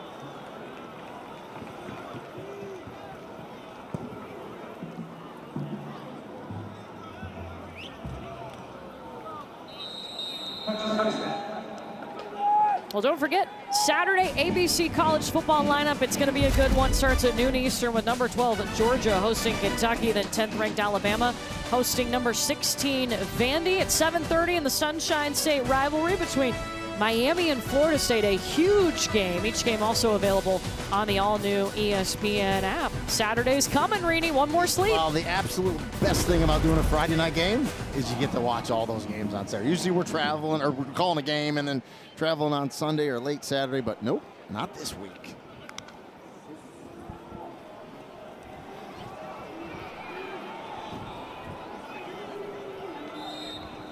Cobb has just attacked every carry that he has been given tonight. A Charlotte team that has been decimated by injuries, looking for somebody to step up. They showed me a lot tonight because they could have easily packed it in at halftime. Charlotte, and they fought hard. They came out, won the 3rd quarter, played extremely hard, and it's a rebuilding process for Tim Albin there, and it's going to take a little bit, and he's done it before, and he'll do it again.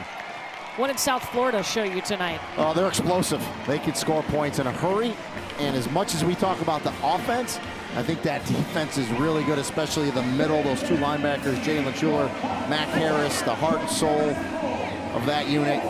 It's going to be a fun race in the American to see who can come away with the championship at the end of this season. And USF is one of them that's right in the thick of it. And USF, a team that has never won a conference title, a chance to do that. They start off conference play with a win, 54-26. They're now 1-0 in the American, 4-1 overall on the season, and their only loss to Miami. Yeah, and the best thing about this is they got stuff to clean up, but you're cleaning it up after a win, and that's what coaches like. Next up, waiting for South Florida is a very good North Texas team. That is next Friday at 7:30 Eastern on ESPN2. But for now, South Florida walks away with a victory. 54-26 is your final. Coming up next, NFL Live. We say so long from Tampa.